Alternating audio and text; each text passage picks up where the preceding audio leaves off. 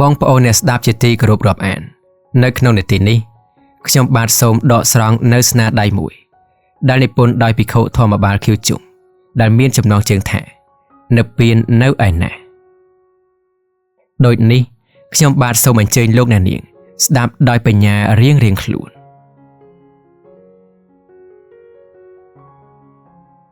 សត្វតាកើតមកប្រាថ្នាក្តីសុខកិច្ចដោះអំពីក្តីទុក្ខតែគេកិច្ចមិនសូវបានជួបមិនសូវបានរួចតាមសេចក្តីត្រូវការនិងមិនត្រូវការរបស់គេឡើយដូចនេះព្រោះអ្វីព្រោះក្តីសុខកើតមកអំពីហេតុគឺធ្វើបុណ្យក្តីទុក្ខកើតមកអំពីហេតុគឺធ្វើបាបជាមួយគ្នានេះទៀតក្តីសុខកើតអំពីគំនិតសន្តោសក្តីទុក្ខកើតអំពីគំនិតល្មោបបើស្ដីតាមសច្ចធម៌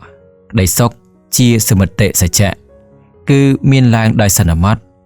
ក្តីទុក្ខជាសភាវៈសច្ចៈមានប្រចាំលោកជានិច្ចនិរន្តរ៍ពលគឺសកលសត្វមានសុទ្ធតែទុក្ខគ្មានសុខឡើយភាសាថាសុខគឺជាក្តីទុក្ខយ៉ាងស្រាលយ៉ាងខ្សោយល្មមអត់បានធន់បានប៉ុណ្ណោះព្រះអរហន្តទាំងឡាយមានព្រះពុទ្ធបរមគ្រូជាដើមក្នុងពេលជួបគ្នាម្ដងលោកពុំដែលបានធ្វើសំណួរដល់គ្នានឹងគ្នាដោយប្រើភាសាថាម៉េចអ្នកឯងរស់នៅសពថ្ងៃសុខសប្បាយទេឬផ្ទុយទៅវិញលោកអ្នកធ្វើសំណួរតែប្រកាន់យកភាសាថាម៉េចសពថ្ងៃនេះល្មមទ្រាំរស់នៅបានឬទេចំណែកលោកអ្នកឲ្យចម្លើយតែប្រកាន់យកភាសាថាល្មមប្រព្រឹត្តទៅបានដែរសំណួរចម្លើយនេះបញ្ជាក់ឲ្យយើងឃើញថាសកលសត្វមានសុទ្ធតែទុក្ខគ្មានសុខទេកាលណាយើងគយគន់មើលដំណើរប្រព្រឹត្តទៅនៃជីវិតប្រចាំថ្ងៃរបស់យើងក្នុងមួយថ្ងៃយើងនឹងឃើញថាខ្លួនយើងម្នាក់បានជួបនឹងសេចក្តីពេញចិត្តខ្លះមិនពេញចិត្តខ្លះរីករាយខ្លះនិងថ្នាក់ខ្លះលាក់នឹងលាក់យើងចូលចិត្តរបស់ល្អមិនចូលចិត្តរបស់អាក្រក់តែយើងមិនដឹងថាធ្វើយ៉ាងណាបានជួបនឹងរបស់ល្អធ្វើយ៉ាងណាបានមិនជួបនឹងរបស់អាក្រក់ឡើយតែអ្នកដែលបានសិក្សាធម្មជាតិរបស់ជីវិតគេអាចសង្កេតឃើញមនោសញ្ចេតនានៃជីវិតដែលកើតរលត់ក្នុងចិត្តរបស់គេបានដោយអាស្រ័យធម៌ជាគោលការណ៍នៃពុទ្ធសាសនាឬសាសនាទាំងឡាយដទៃគឺដឹងថាខ្លួនគេកំពុងវង្វេងភ័ន្តច្រឡំឬស្រវឹងញៀនក្នុងចម្ងាញ់នៃរស់ក្នុងកាមលោកបានដល់សេចក្តីសប្បាយដែលកើតអំពីរូបសម្លេងក្លិនរសផបសៈលៈសុទ្ធសឹងជាធាតុបង្កបង្កើតនៅសេចក្តីពេញចិត្តនិងមិនពេញចិត្តជានិច្ចជាកាលខ្ពស់ជាងនេះទៅទៀតកាលណាគេបានសិក្សាធម្មជាតិរបស់ជីវិតឲ្យបានច្រើនបានជ្រៅទៅទៀតគេនឹងឃើញថាសូម្បីតែសេចក្តីស្រឡាញ់ពេញចិត្តក៏វាជាធាតុសម្រាប់តែផ្ដល់ឲ្យខ្លួននៅទរណកម្មប៉ុនគ្នានឹងសេចក្តីមិនស្រឡាញ់ពេញចិត្តនឹងដែរក្នុងន័យថានៅស្ងៀមមិនកើតឧស្សាហ៍ទៅស្អប់វាទៅស្រឡាញ់វាហើយមិនត្រឹមតែខំប្រឹងស្អប់ស្រឡាញ់ប៉ុណ្ណឹងទេបន្ថែមលើនេះគឺខំប្រឹងព្យាយាមថែរក្សាវាយ៉ាងភ្លេចនឿយហត់ដើម្បីមិនឲ្យវាបាត់បង់ទៅវិញទៀតផងមនុស្សខ្លះមានគំនិតប្រកបដោយពន្លឺមើលឃើញទុក្ខទោសនៅក្នុងសម្អប់និងសម្លាញ់ហើយមិនចង់រស់នៅជាទាសភាពនៃធាតុទាំងពីរចង់រើបំរាស់ចាកទាសភាពនៅក្នុងក្របខ័ណ្ឌស្វែងរកធម៌ល្អប្រសើរដែរតែរកមិនឃើញព្រោះគេអនុវត្តសង្វេគមិនស្របនឹងពោធិបក្ខយធម៌ឬសង្វេគនៅក្រោមការគៀបសង្កត់នៃឧបទានគឺសង្វេគប្រឆាចការលះកាត់ឧបទានសង្វេគបែបនេះមិនត្រឹមតែមិនផ្ដល់ឲ្យខ្លួននៅគុណធម៌ល្អវិសេសតាមដែលមានចែងក្នុងទ្រឹស្ដីនៃមជ្ឈមាបដិបទាឬអដ្ឋង្គិកមៈប៉ុណ្ណឹងទេព្រមគ្នានេះវាធ្វើឲ្យចិត្តមនុស្សយើងធ្លាក់ចុះទៅក្នុងរណ្ដៅឧបទានកាន់តែធ្ងន់ឡើងជ្រៅទៅតែទោះជាយ៉ាងណាក្តីបើគេអនុវត្តព្រមគ្នាទាំងទង្វើលះកាត់នុយឧបទានទាំងទង្វើស្វែងរកអរិយមគ្គនោះ គេមកជាបានដល់ត្រយរបស់ទុកក្នុងពេលណាមួយមិនខានឡើយ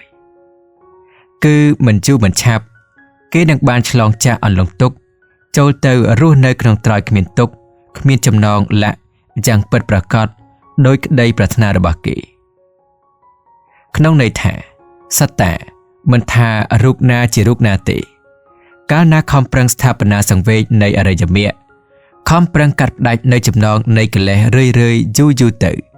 គេនឹងបានដល់នៅភាពស្លាប់សូន្យនៃឧបទានហើយបានរស់នៅក្នុងសភាវៈប្រសើរកំពូលឬភាវៈប្រកបដោយអាចកំបាំងនៃលោកហៅថានិព្វាននឹងឯងដូចនេះការប្រតិបត្តិធម៌ដើម្បីនិព្វានទើបជាការចាំបាច់សម្រាប់មនុស្សដែលប្រាថ្នាឆ្លងអន្លង់ទុក្ខចូលទៅកាន់ត្រយគ្មានទុក្ខពោលដោយខ្លីគឺមានតែនិព្វានបដិបទានមួយទេដែលអាចបញ្ចប់ទុក្ខបញ្ចប់ចម្បាំងបញ្ចប់កម្ដៅលក្ខរបស់ជីវិតសត្តាបានចំណែកខាងបដិបទាទាំងឡាយដទៃមានមគ្គបដិបទាជាដើមមិនអាចនឹងបញ្ចប់ធាតុសត្រូវនិងជីវិតរបស់សកលសត្វបានឡើយព្រោះបដិបទាទាំងអស់នេះមួយណាក៏ដូចជាមួយណាដែរសុទ្ធតែបានស្ថិតនៅក្នុងអន្លង់នៃអវិជ្ជា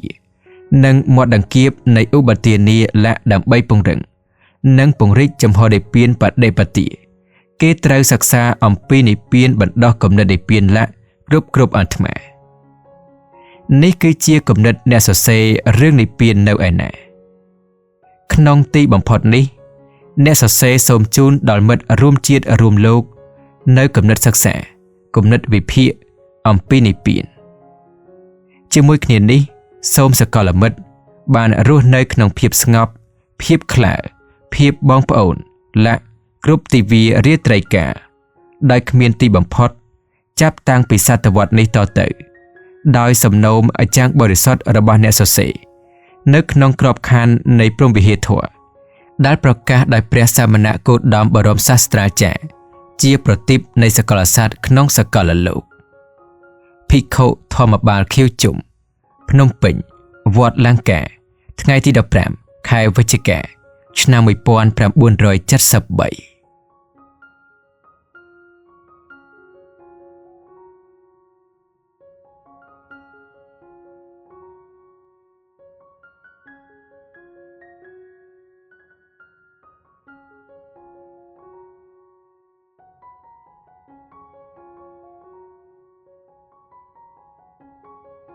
បញ្ហានៃនិព្វាននិព្វានមិនមែនជាប្រទេសគេហដ្ឋានប្រាសាទវិមានឬពិភពលោកជាលំនៅរបស់ព្រះអទិទេពសឹងពោពេញទៅដោយសេចក្តីសុខយ៉ាងនិរន្តរ៍ទំនាក់ទំនងដោយក្តីសុបិនក្តីស្រមៃដែលធ្លាប់មានក្នុងព្រលឹងរបស់មនុស្សសាឡើយនិព្វានមិនមែនបានន័យថាជាភាពរួចផុតស្រឡះរបស់ខ្លួននៃមនុស្សម្នាក់អំពីលោកនេះទៅកាន់លោកដូចនេះទៀតនិងមិនមែនជាភាវៈនៃភាពមានខ្លួនប្រាណដោយទង្វើគូសដៅដែលធ្លាប់មានលើគំនិតមនុស្សជាយូរមកហើយនោះទេតែនិព្វានលោកបានឲ្យន័យទៅលើភាពរលត់អចាងកំពូលគឺសូន្យកម្ដៅសូន្យដំណុតភាពចាក់ដោតមុតជុលភាពពាត់រឹតរួតដែលធ្លាប់មាននៅក្នុងចិត្តមនុស្សគឺកាត់ផ្ដាច់ដោយផុតស្រឡះ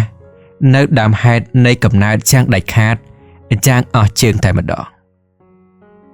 ភាពដូចនេះមាននៅជាធម្មតាជាអន្តរកាលហើយមាននៅគ្រប់ទីកន្លែងគ្រប់ពេលវេលាភាពនេះបានកើតប្រកបជាក់ស្ដែងដល់ចិត្តមនុស្សជានិច្ចក្នុងពេលណាវិញ្ញាណរបស់គេប្រឆាំងកិលេសដូចនេះទើបលោកពោលថានិព្វានមានភាពតាំងនៅជានិរន្តរ៍មានគ្រប់ទីគ្រប់កន្លែងគ្រប់កាលវេលាយ៉ាងស្ថាពរគ្មានដាច់គ្មានបាត់សោះឡើយនិព្វាននៅចិត្តនៅជាប់ជាមួយនឹងខ្លួនយើងក្នុងជីវិតអន្ទោលនេះឯងតែយើងចូលមិនទាន់ដល់មើលមិនទាន់ឃើញព្រោះចិត្តរបស់យើងមានកិលេសសឹងលោកហៅថាសម្បកជាគ្រឿងវិចខ្ចប់នៅឡើយការសើរើសង្កេតមើលនិព្វានជាថ្មីទៀតកាលណាយើងសង្កេតពិចារណាមើលនិព្វានម្ដងទៀតយើងនឹងឃើញថាកិលេសនិងសេចក្តីទុក្ខមិនអាចនឹងមាននៅក្នុងសភាវៈនៃនិព្វានភាពបានទេព្រោះនិព្វាននឹងនៅជានិព្វានរហូតអន្តរកាល គ្មានទៅជាអ្វីដទៃឡើយដូចនេះទើបមានពំណុលថានិព្វានមិនមែនជាទីតាំងមិនមែនជាទីអាស្រ័យនៃកិលេសនៃសេចក្តីទុក្ខតែជាធាតុជាទីមានភាពរលត់យ៉ាងកំពូលនៃភ្លើងកិលេសនិងភ្លើងទុក្ខនឹងតែម្ដងនិព្វានមើលក្នុងផ្លូវមួយទៀតកាលណាចិត្តរបស់យើងបានពាក់កៅជឿគឺបញ្ញាហើយយើងនឹងមើលឃើញសភាវៈនៃនិព្វានភាពយ៉ាងច្បាស់បន្តិចម្ដងហើយយើងមុខជានឹងចាប់យកនៅនិព្វានភាពនោះជាអារម្មណ៍ជាមួយគ្នានេះចិត្តរបស់យើងនឹងមានសេចក្តីតក់ស្លុតញាប់ញ័រស្រាវខ្លាចចំពោះសេចក្តីវង្វេងភ័ន្តច្រឡំដែលខ្លួនយើងធ្លាប់មានក្នុងកាលមុនយូរមកហើយដោយអាស្រ័យធម៌ជាន់ខ្ពស់ដែលយើងបានចម្រើននោះកិលេសក្នុងខណ្ឌសន្តានរបស់យើងក៏ចាប់ផ្ដើមរិញហួតទៅបន្តិចម្ដងសេចក្តីទុក្ខប្រចាំខណ្ឌរបស់យើងក៏រសាត់រលាយទៅជាមួយនឹងរបិញនៃកិលេសរឿយៗដែរដូចនេះហើយទើបលោកពោលថានិព្វានជាធម៌កំពូលជាគ្រឿងរំលត់អាចាំងអស់ជើងនៅភ្លើងកិលេសនិងភ្លើងទុក្ខទាំងឡាយដែលមាននៅក្នុងសន្តានរបស់សត្វតា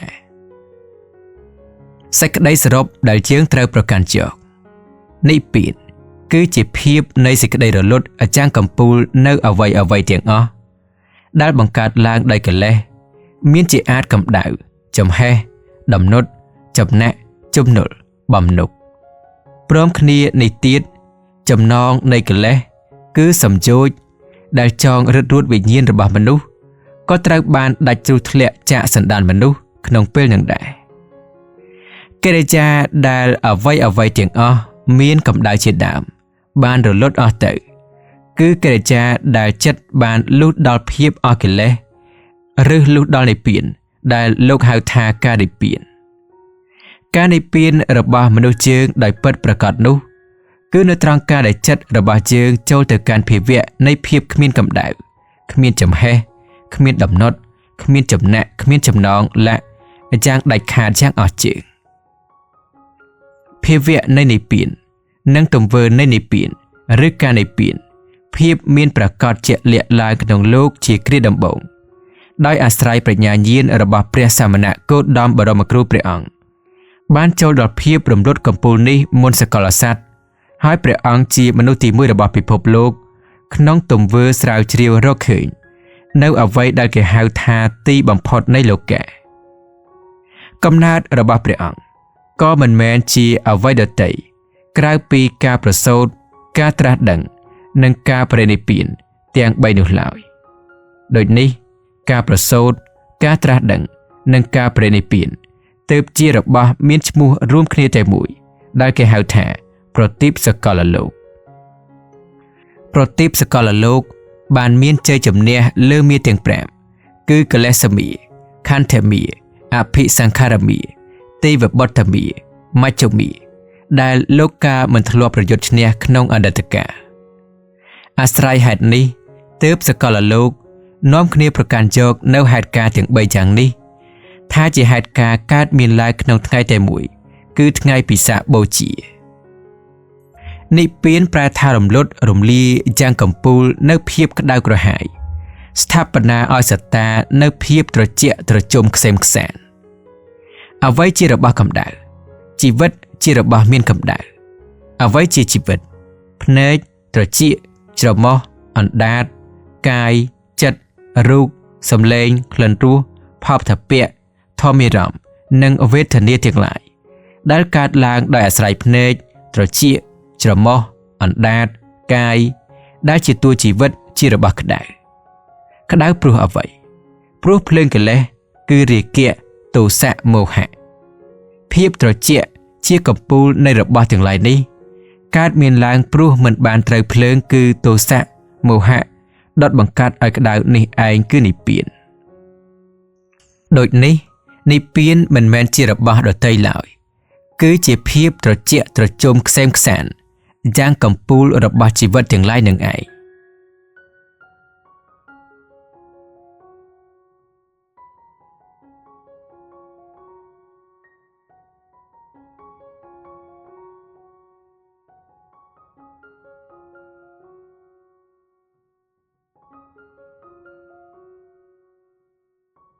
សពថ្ងៃនេះ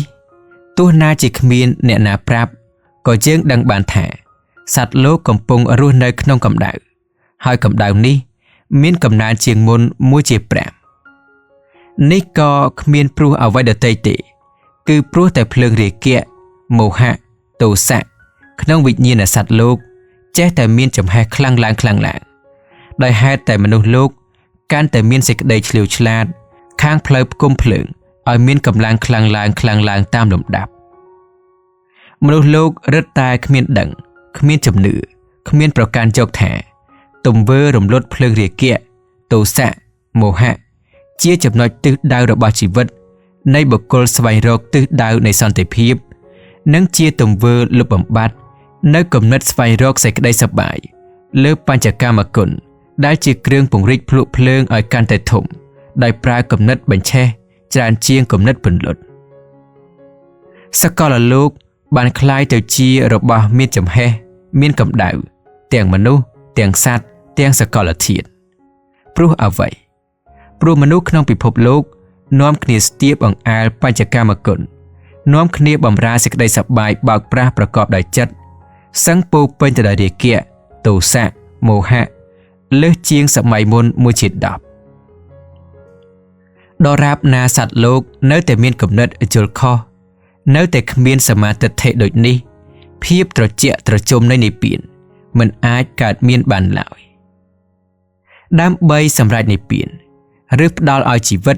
នៅសន្តិភាពជាស្ថាពរមុខងាររបស់មនុស្សគឺត្រូវរួមកម្លាំងព្រួតដៃគ្នាជួយរំលត់ភ្លើងកិលេសឲ្យអស់បន្តិចម្ដងតាមលំដាប់នៃកាលវេលាក្នុងបច្ចុប្បន្ននេះមនុស្សបានតែនាំគ្នាជ្រួលច្របល់ពពាក់ពពូនជំពាក់ចំពិនលើទង្វើដុតបំផ្លាញខ្លួនឯងគឺនាំគ្នាធ្ងោនាំគ្នាជូរចត់ក្នុងជីវិតរៀងខ្លួនតែគ្មានគិតគ្មាននឹកគ្មានសុបិនគ្មានស្រមៃដល់និព្វានឡើយក្នុងន័យថាសកលសត្វគ្មានបានទទួលប្រយោជន៍អ្វីអំពីនិព្វានសូម្បីបន្តិចបន្តួចឡើយទោះណាជានិព្វានមាននៅគ្រប់ទីកន្លែងគ្រប់ពេលវេលាក៏ដោយដូចនេះព្រោះអ្វីព្រោះសកលសត្វគ្មានស្មារតីភ្ញាក់រលឹកគ្មានមនសិការស្ដារទុកគ្មានសម្បញ្ញៈសន្តិភាពសូមនាំគ្នាពិនិត្យមើលជ្រុងមួយទៀតនិព្វានប្រែថាប្រះចាកគ្រឿងមុតគ្រឿងជុលគ្រឿងចាក់ដោតអ្វីជាគ្រឿងមុតជុលចាក់ដោតលោកឬជីវិតដែលយើងស្គាល់រាល់គ្នានឹងឯងបុគ្គលដែលមានកំហើញមិនត្រូវឬមានគំនិតយល់ខុសដែលយើងធ្លាប់ហៅថាមច្ឆាទិដ្ឋិគេមានផ្នត់គំនិតប្រកបដោយសេចក្តីស្រវឹងមានកំហើញប្រកបដោយសេចក្តីញៀនគេប្រាថ្នាលើកខ្លួនធ្វើជាម្ចាស់សកលលោកចំណងគ្មានព្រំដែននេះមិនត្រឹមតែផ្ដល់ឲ្យនៅសេចក្តីវិនាសចំពោះខ្លួនឯងប៉ុណ្ណឹងទេបន្ថែមលើនេះគឺផ្ដល់គ្រោះថ្នាក់ដល់ជាតិដល់បពុរបស់ខ្លួនផងដែរបុគ្គលពួកខ្លះទៀតមើលឃើញលោកនៅក្នុងលក្ខណៈល្អប្រសើរគួរនឹងប្រព្រឹត្តទៅតាមសេចក្តីប្រាថ្នារបស់ខ្លួននិងបពុរបស់ខ្លួនគំហើញនេះបានផ្ដល់ឲ្យពួកនេះនៅគំនិតលោភលន់នាំគ្នាអនុវត្តទង្វើចែកពិភពលោកជាចំណិតចំណែកហើយពង្រឹងកម្លាំងពង្រីកអំណាចក្នុងភូមិភាគមួយរៀងខ្លួនលុះបានឱកាសក៏ចាប់អនុវត្តទង្វើឈ្លានពានវាយប្រហារបំផ្លិចបំផ្លាញគ្នាដោយប្រើគំនិតជិះជាន់ផ្អែកលើពន្លឺវិទ្យាសាស្ត្រនៅក្នុងក្របខ័ណ្ឌនៃវិញ្ញាណអកុសលដែលខ្លួននឹងបពុសន្សំបានច្រើនគ្រប់គ្រាន់ល្មមនឹងដុតបញ្ឆេះរំលាយពិភពលោកឲ្យคล้ายជាផ្សែងខ្ទេចជាផេះក្នុងរយៈពេលត្រឹម1វិនាទីដើម្បីបំពេញចំណងតណ្ហាកខ្វក់របស់ខ្លួននិងបពុរបស់ខ្លួនដទៃពីនេះទៀត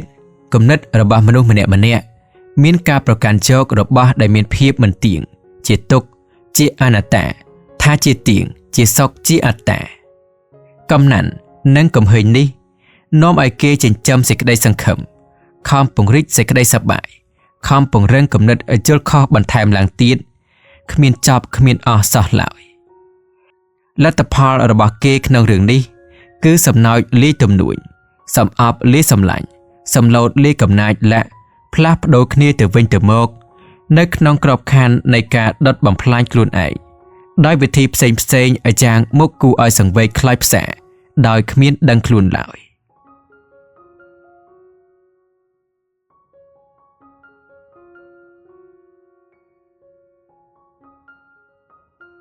គំហើញកំឡៅរបស់សត្តាបានបង្កើតឲ្យគេនៅគំនិតថារបស់ផ្សេងដែលជាគ្រឿងបម្រើសេចក្តីសប្បាយរបស់ខ្លួនឬដែលខ្លួនយកមកប្រើដើម្បីបម្រើសេចក្តីសប្បាយនោះគឺជាគំនិតត្រូវតែគំនិតសច្ចធម៌មានមកថាមនុស្សទាំងឡាយទេដែលបានយកខ្លួនទៅបម្រើរបស់ទាំងអស់នោះនៅក្នុងក្របខ័ណ្ឌនៃការបម្រើតណ្ហារបស់ខ្លួនចំណែកជំនុលដំណោតទាំងឡាយមាននៅពាសពេញក្នុងជីវិតសត្តាដែលកំពុងត្រាច់រង្គត់ក្នុងវិលវត្តសង្សារគ្មានវត្ថុស័ក្តិសិទ្ធិខ្លាំងពូកែណាអាចដកគ្រឿងចាក់គ្រឿងដោតគ្រឿងជុលនេះបានឡើយប្រសិនបើប្រជាសត្វនៅតែមិនជុលមិនដឹងមិនឮមិនជុលចិត្តសច្ចធម៌តាមបែបដែលព្រះគោតមបរមគ្រូបានរកឃើញបានស្វែងជួបដើម្បីដកពឹសសពលគឺកិលេសទាំងឡាយដែលជាគ្រឿងមុតកប់គ្រឿងចាក់ដោតលើវិញ្ញាណសកលសត្តានោះគេមិនឃើញមានគ្រឿងដកគ្រឿងជីកណាដទៃក្រៅពីសធម្មៈ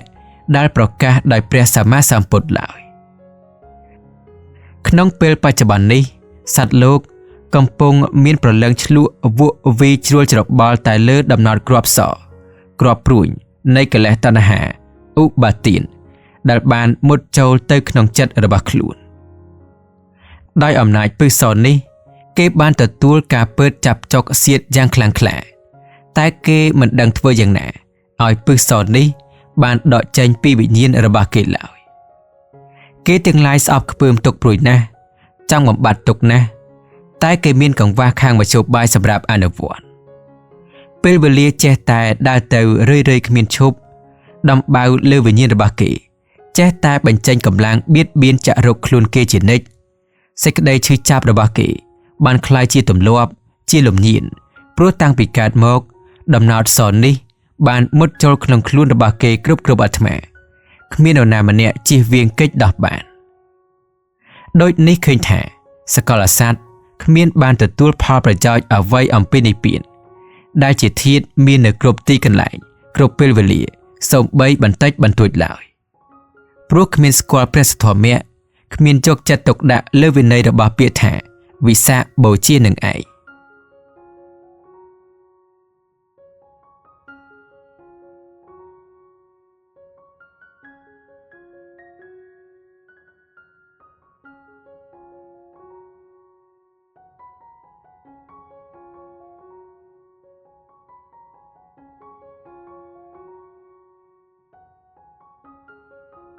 មេត្តាមើលជ្រុងមួយទៀតនិព្វានប្រែថាប្រះចាកបំណងប្រះចាកប្រដាប់រំពាត់ប្រះចាកប្រដាប់វិញក្រងអ្វីជាគ្រឿងចងគ្រឿងរំពាត់សេចក្តីចូលចិត្តខុសក្នុងបញ្ហាជីវិតព្រោះអាស្រ័យកម្លៅ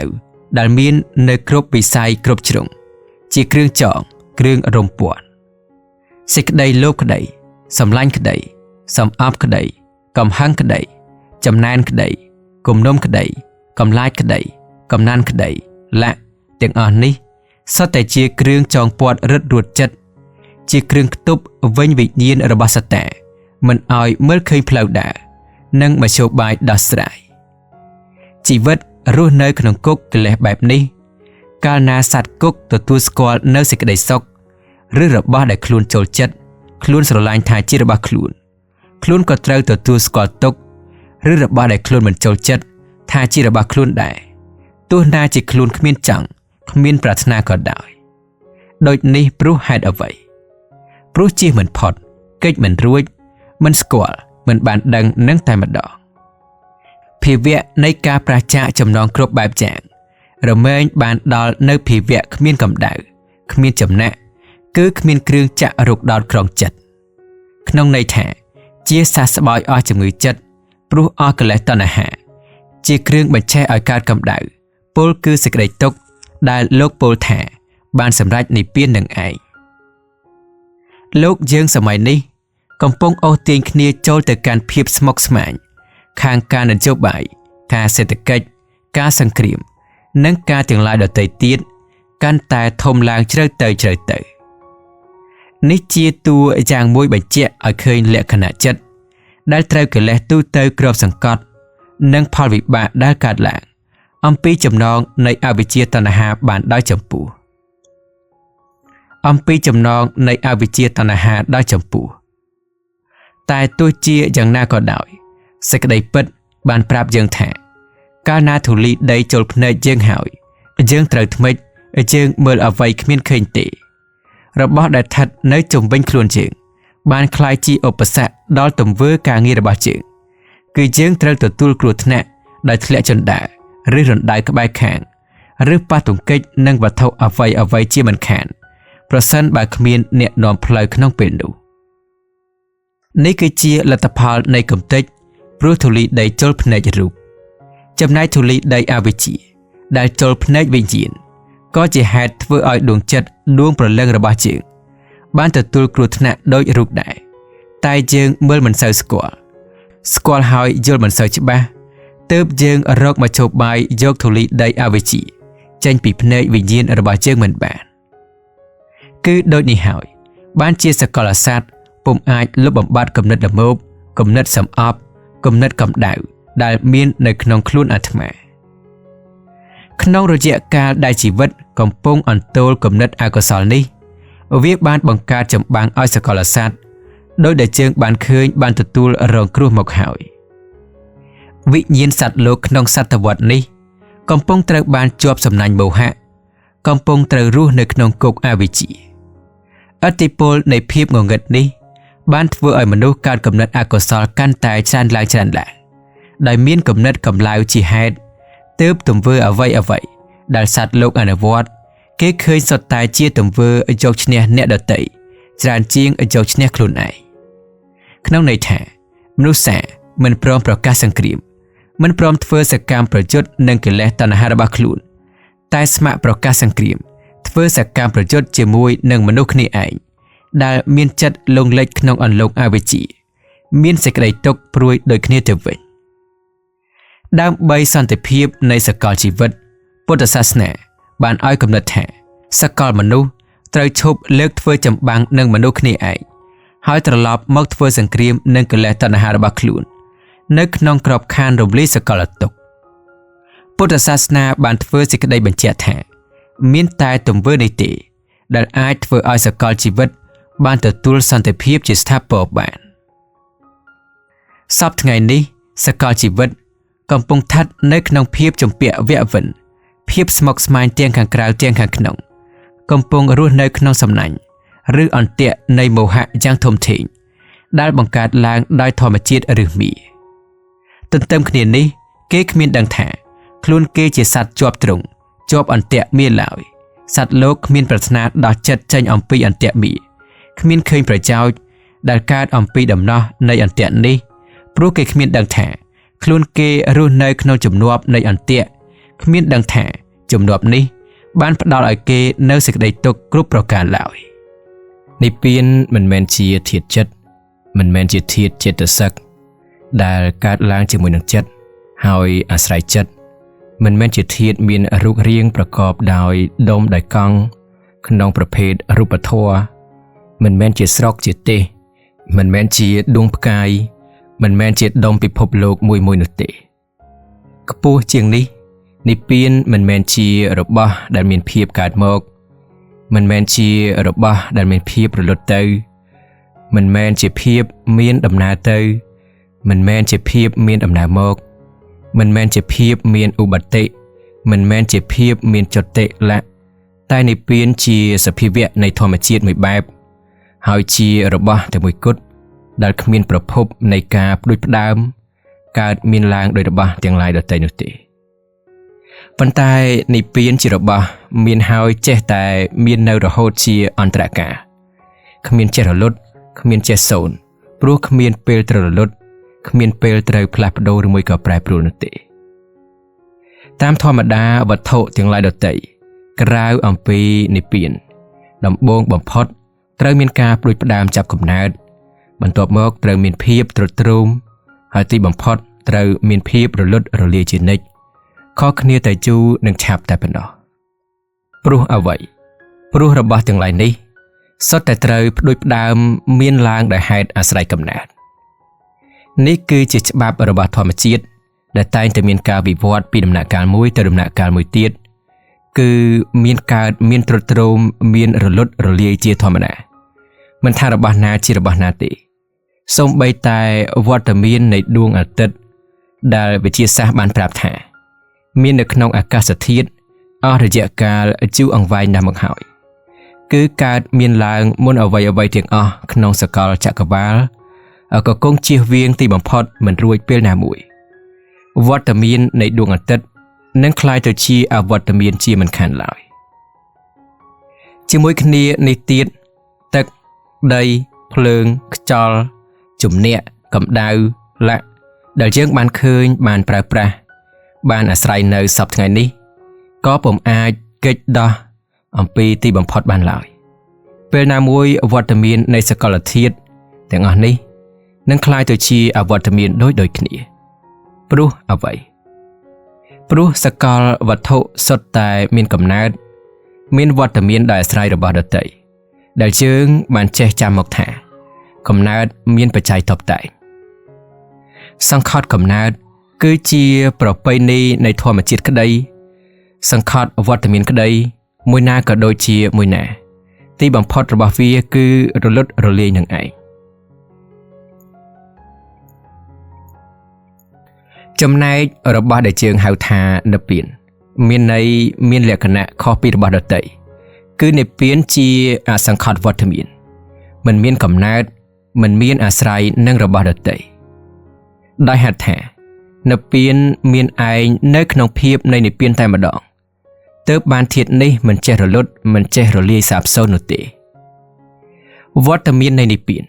មាននៅរហូតអស់កលជានិច្ចនិរន្តរ៍គ្មានទីបំផុតខាងដើមគឺគ្មានជាតិកំណើតគ្មានទីបំផុតខាងចុងគឺគ្មានរលត់គ្មានរលាយហេតុនេះនិព្វានទើបមិនមែនជារបស់នរណាលើកមកនិយាយ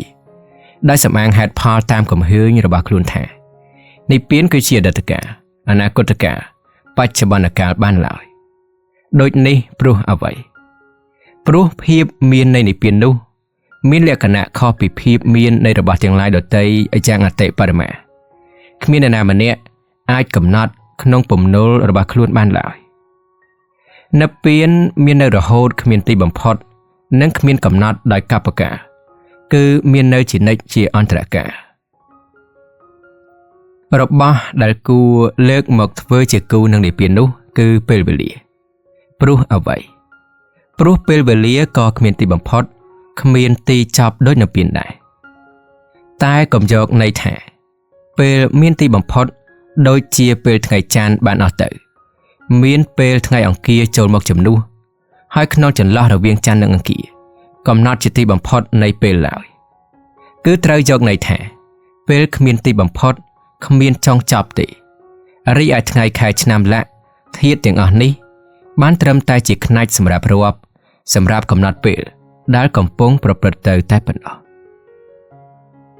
និព្វានជាធាតុបើកទ្វារចំហចាំទទួលអ្នកត្រូវការជួបត្រូវការតាក់ទងជានិច្ចនិព្វានព្រមជួយព្រមប្រស្រ័យតាក់ទងជាមួយនឹងចិត្តរបស់មនុស្សគ្រប់អាត្មាតែចិត្តធម្មតារបស់យើងមានសម្បកច្រើនជាន់ច្រើនស្រទាប់វិចខ្ចប់ពីខាងក្រៅពុំបានបើកឱកាសឲ្យនិព្វានចូលជួបចូលតាក់ទងបាននោះទេនិព្វានទើបគ្មានភាពប្រកបនៅក្នុងចិត្តរបស់យើងចំណែកយើងវិញក៏មិនដឹងថានិព្វានមាននៅក្នុងទីណាទោះជានិព្វានមាននៅគ្រប់ទិសទីមានភាពអាចជ្រាបចូលទៅក្នុងទិសទីទាំងឡាយបានមានភាពទូលំទូលាយពិសេសពិសាលក្រៃលែងជាងអាកាសដែលយើងចាំបានថាមានទូទៅពាសពេញសកលលោកនេះទៅទៀត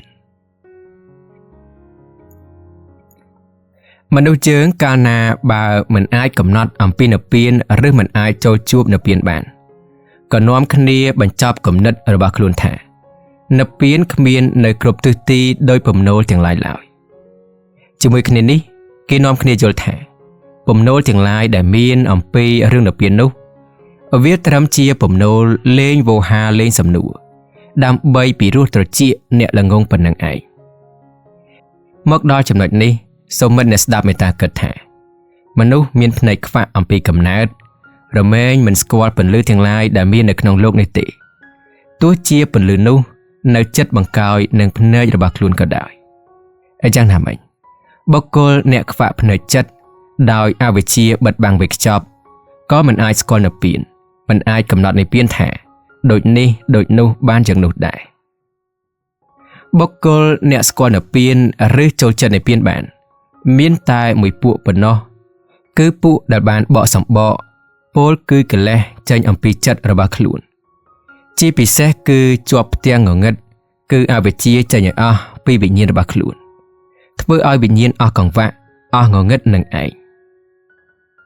ជីវិតមនុស្សកើតចាកផ្ទៃម្ដាយរស់នៅលើដុំនៃពិភពលោកនេះខ្វាក់ភ្នែកក្នុងដូចគ្នាទាំងអស់ទើបមិនដឹងមិនស្គាល់រឿងនៅពៀនក្រៃលែងជាងនេះមនុស្សដែលខ្វាក់ភ្នែកក្រៅមួយជាន់ទៀតគ្នាមិនត្រឹមតែមិនស្គាល់នៅពៀនប៉ុណ្ណឹងទេគឺគ្មានស្គាល់ពន្លឺគ្មានស្គាល់វត្ថុធាតុដែលជាគ្រឿងឧបសគ្គដល់ជីវិតរបស់គ្នាថែមទៀតផងកង្វះភ្នែកខាងក្រៅអំពីកំណើតពេទ្យមិនអាចព្យាបាលឲ្យជាបានទេតែកង្វះភ្នែកក្នុងភ្នែកបញ្ញាឬកង្វះភ្នែកចំពោះនៃពៀនពេទ្យធម៌ព្យាបាលបានប្រសិនបើគេមានជំនឿបុគ្គលខ្វាក់ភ្នែកស្បែកតែភ្នែកចិត្តភ្លឺល្អអ្នកប្រាជ្ញលោកថាមិនអភ័ព្វទេបើតាមទំនាក់ទំនងនេះយើងអាចឃើញបានថាពន្លឺនិព្វានចាំងឆ្លោះទៅដល់ទីដល់ទិសទាំងឡាយដែលពន្លឺរស្មីក្នុងពិភពលោកចាំងមិនដល់ដួងចិត្តរបស់មនុស្សកង្វះភ្នែកស្បែកបានជួបឃើញនិព្វានដោយជនទាំងឡាយដទៃដែរប្រសិនបើគេមានបញ្ញាចក្ខុក្នុងន័យថាសកលសត្វទោះណាស្បែកភ្នែកខ្វាក់គេត្រូវតែមើលនិព្វានឃើញក្នុងពេលណាមួយមិនឆាប់ក៏យូរស្រេចតែហើយបញ្ញាដែលគេសន្សំបានច្រើនឬតិចមនុស្សមានភ្នែកក្រៅភ្លឺល្អមិនសូវបានដឹងថាខ្លួនមានភ្នែកក្នុងប្រកបដោយកង្វះទេភ្នែកខាងក្រៅវាដណ្ដើមយកពេលធ្វើការអស់រលីងភ្នែកខាងក្នុងដណ្ដើមការមិនទាន់ក៏ចាប់បណ្ដោយទៅតាមភ្នែកកង្វះខាងក្រៅទៅដូចនេះទើបគេឃើញមនុស្សខ្វាក់ភ្នែកក្រៅរៀនវិជ្ជាអ្វីឆាប់ចេះឆាប់ចាំជាងមនុស្សភ្នែកក្រៅភ្លឺទន្ទឹមគ្នានេះសកលសត្វមិនសូវបានដឹងថាខ្លួនមានភ្នែកខាងក្នុងនិងគ្មានដឹងថាភ្នែកខាងក្នុងរបស់ខ្លួនមានកង្វះនោះទេក្រៃលែងជាងនេះទៅទៀតគឺមិនត្រឹមតែបានដឹងថាមានភ្នែកខាងក្នុងនិងគ្មានដឹងថាភ្នែកខាងក្នុងមានកង្វះប៉ុណ្ណឹងទេបន្ថែមលើនេះគឺគ្មានដឹងថាភ្នែកខាងក្នុងមានប្រយោជន៍សំខាន់ជាងភ្នែកខាងក្រៅទៀតផងមនុស្សយើងកាលណាបានធ្វើដំណោះស្រាយបញ្ហាជីវិតប្រកបដោយភាពស្មុគស្មាញក្នុងវិស័យភ្នែកខាងក្រៅចប់ស្រេចបាច់ហើយគេក៏ត្រូវប្រឈមមុខធ្វើដំណោះស្រាយបញ្ហាជីវិតប្រកបដោយភាពស្មុគស្មាញដូចគ្នាក្នុងវិស័យភ្នែកខាងក្នុងមួយទៀតតែគេមិនស្គាល់មុខងារនៃវិស័យភ្នែកខាងក្នុងនេះជាក់លាក់ទេប៉ុន្តែគេចេះតែធ្វើទាំងបំពេញត្រោកបំពេញត្រាំងទៅខុសខ្លះត្រូវខ្លះរួចខ្លះមិនរួចខ្លះបន្ទោសខ្លួនឯងខ្លះបន្ទោសអ្នកដទៃខ្លះដើរស្មានដូចនេះខ្លះដើរស្មានដូចនោះខ្លះទៅតាមអារម្មណ៍និងភាពមិនច្បាស់លាស់របស់ខ្លួនដំណោះស្រាយរបៀបកម្លៅបែបនេះរបស់គេ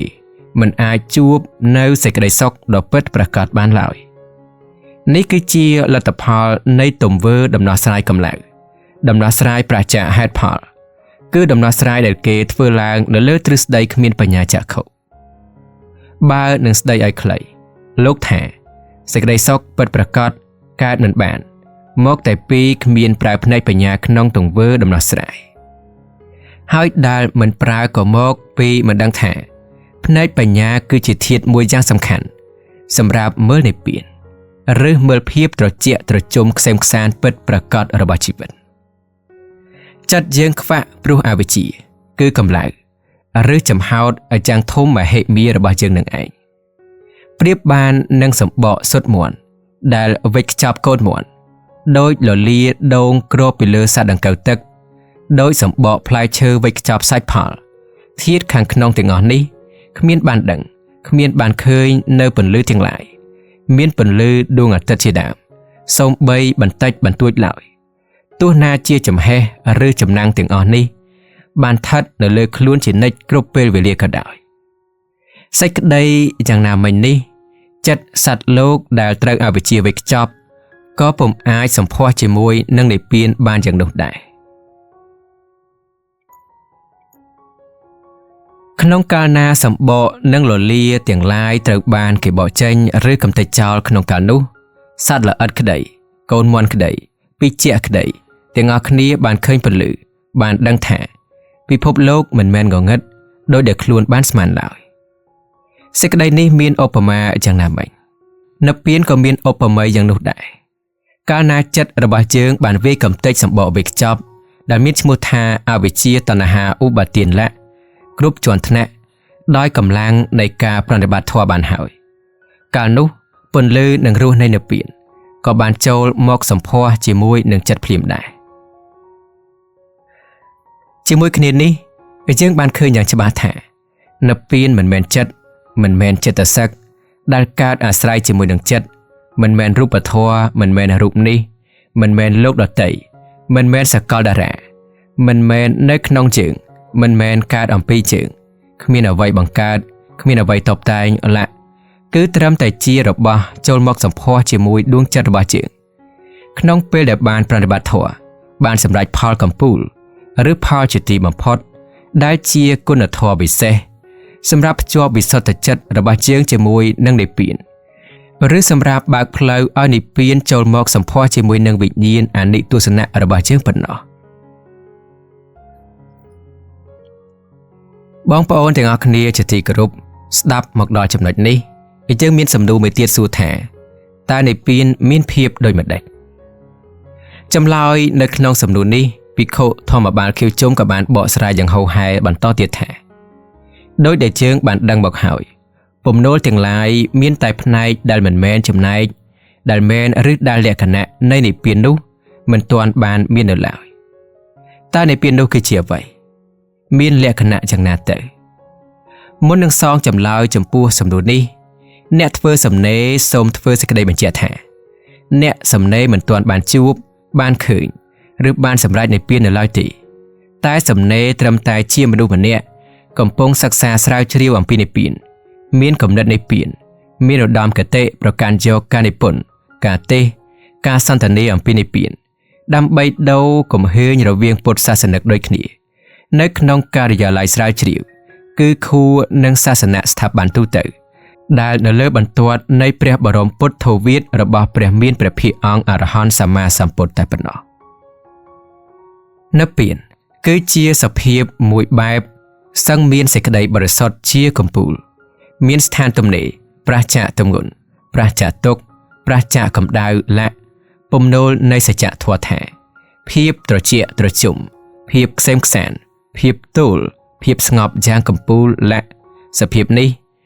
លោកថាមានមកមុនរបស់ទាំងពួងជាសភាពគ្មានគូគ្មានបច្ច័យគ្មានរចនាសម្ព័ន្ធហើយជាសភាពមានជានិច្ចរហូតអន្តរកាលអ្នកប្រាជ្ញទាំងឡាយផ្នែកស្រាវជ្រាវលោកពុំបានធ្វើសេចក្តីអធិប្បាយវែងឆ្ងាយទេក្នុងឃ្លាទីបំផុតនៃទង្វើស្រាវជ្រាវរបស់លោកគ្រាន់តែបានធ្វើសេចក្តីបញ្ជាក់យ៉ាងខ្លីថានិព្វានគឺជាអមតៈធម៌ដែលលោកយល់ថានិព្វានគ្មានកើតគ្មាននៅគ្មានរលត់គឺមានត្រឹមតែវត្តមានប៉ុណ្ណឹងឯង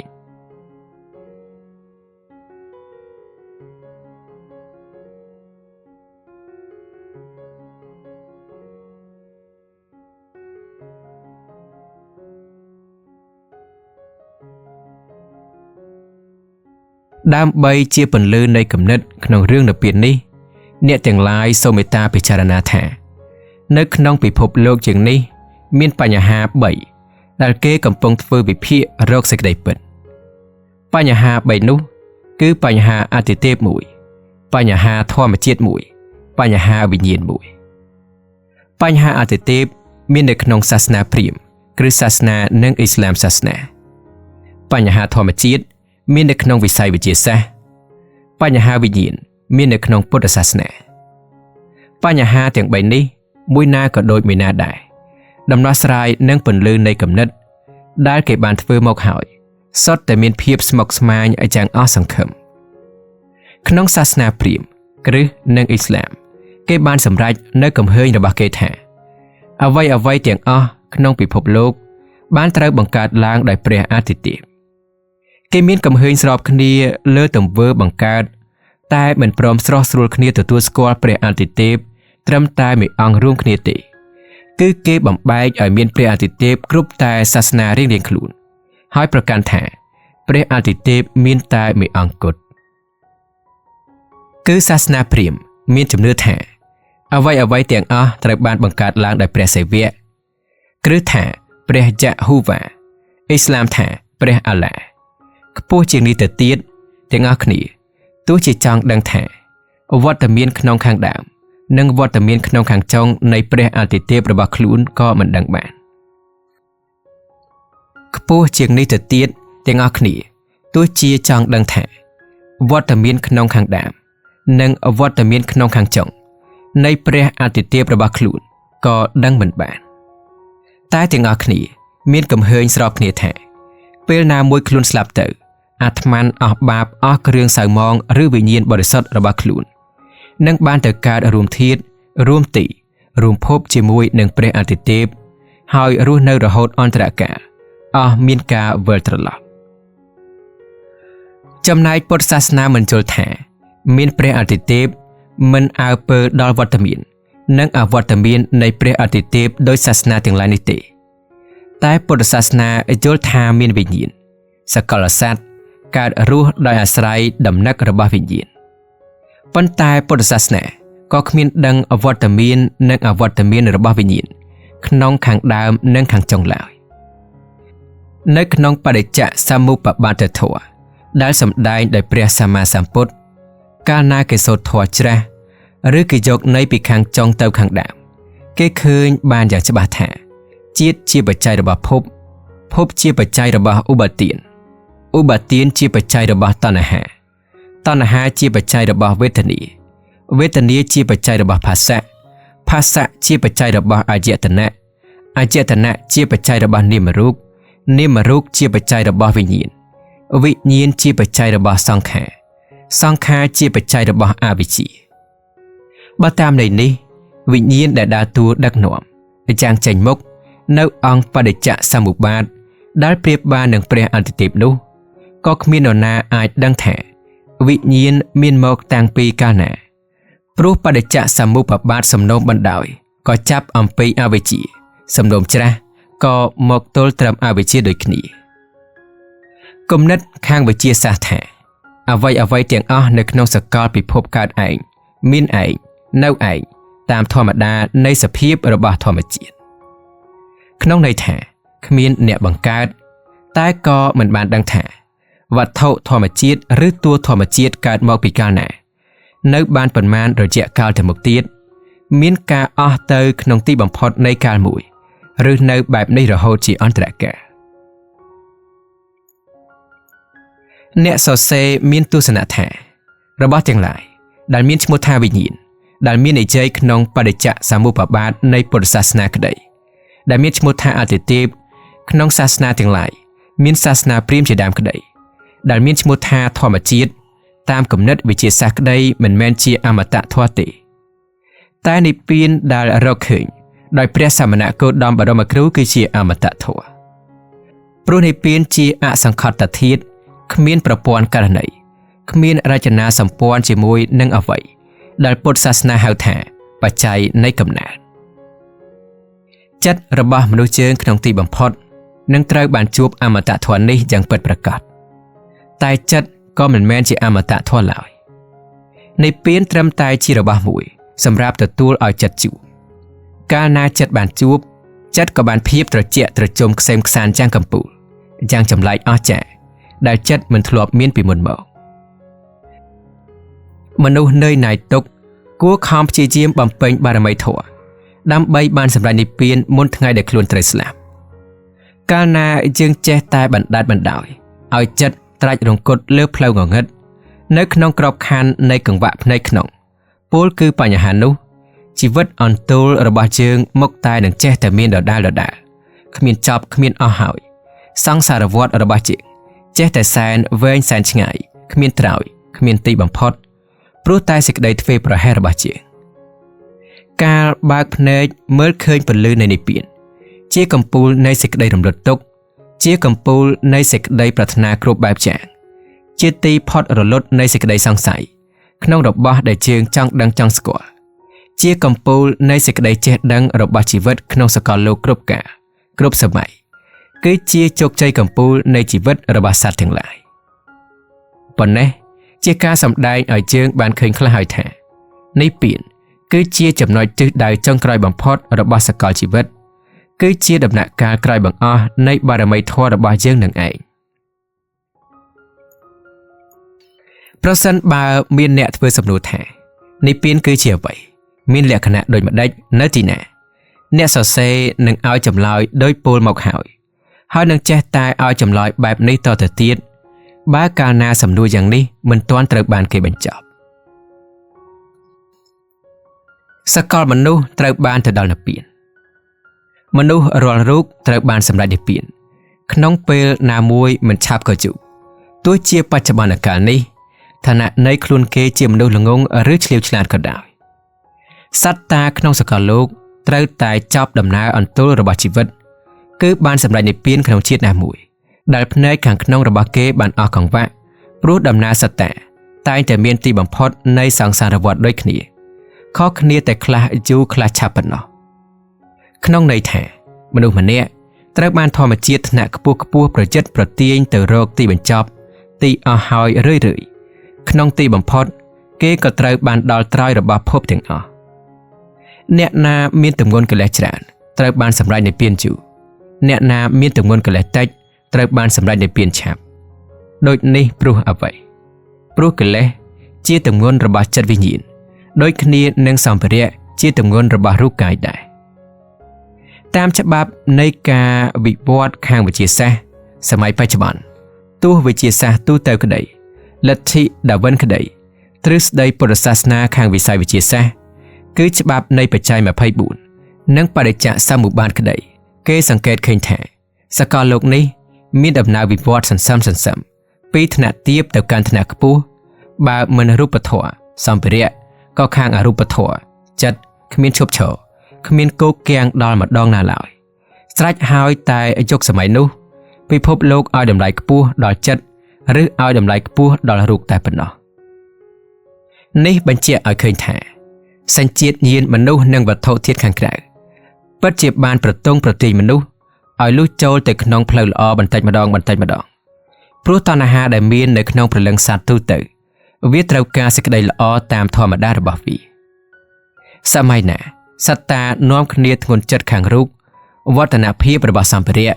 ក៏ត្រូវកើតមានក្នុងទីបំផុតដោយវិស័យវិទ្យាសាស្ត្រដែលកំពុងជឿនលឿនយ៉ាងសម្បើមសពថ្ងៃនេះសម័យណាសត្វលោកមានមនសិការធ្ងន់ទៅខាងចិត្តវឌ្ឍនភាពខាងវិញ្ញាណក៏ត្រូវកើតមានក្នុងទីបំផុតដោយវិស័យធម្មៈដែលបានជឿនលឿនក្នុងយុគនៃអរហន្តតាដែលកន្លងមកហើយ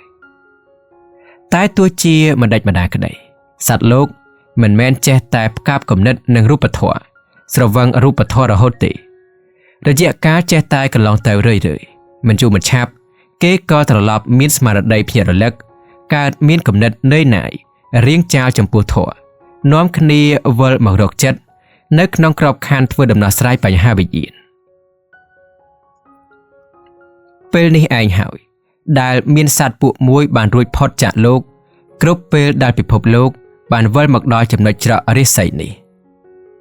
និយាយយ៉ាងខ្លីថាសញ្ជាតិញាណរបស់សត្វលោកមួយណាក៏ដូចជាមួយណារមែងតែងវិលទៅរកសេចក្តីល្អបើមិនខាងរូបក៏ខាងចិត្តទាំងពីរនេះណាមួយមិនខានកាលណាសកលមនុស្សមានអំណាចកាយសិទ្ធិនៅក្នុងខ្លួនអំណាចនេះវាពិតជាមានអានុភាពប្រកបដោយអាចកំបាំងសម្រាប់ឆក់ស្រូបសម្រាប់តភ្ជាប់សម្រាប់តាក់ទាញវិញ្ញាណមនុស្សទៅរកស្ថាននៃដំណើរជួបជួននឹងព្រះនិព្វានក្នុងន័យថាសត្វលោកកាលណាបានដើរតួជាកូនល្ខោននៃពិភពលោកក្នុងឆាកស្វែងកាមស្វែងមានស្វែងគ្មានយូរទៅគេក៏កើតកំណត់ទ្រាំណាយចំពោះទង្វើដដែល ដែលខ្លួនគេបានជួបក្នុងពិភពលោកជាមួយគ្នានេះគំនិតនិព្វាទា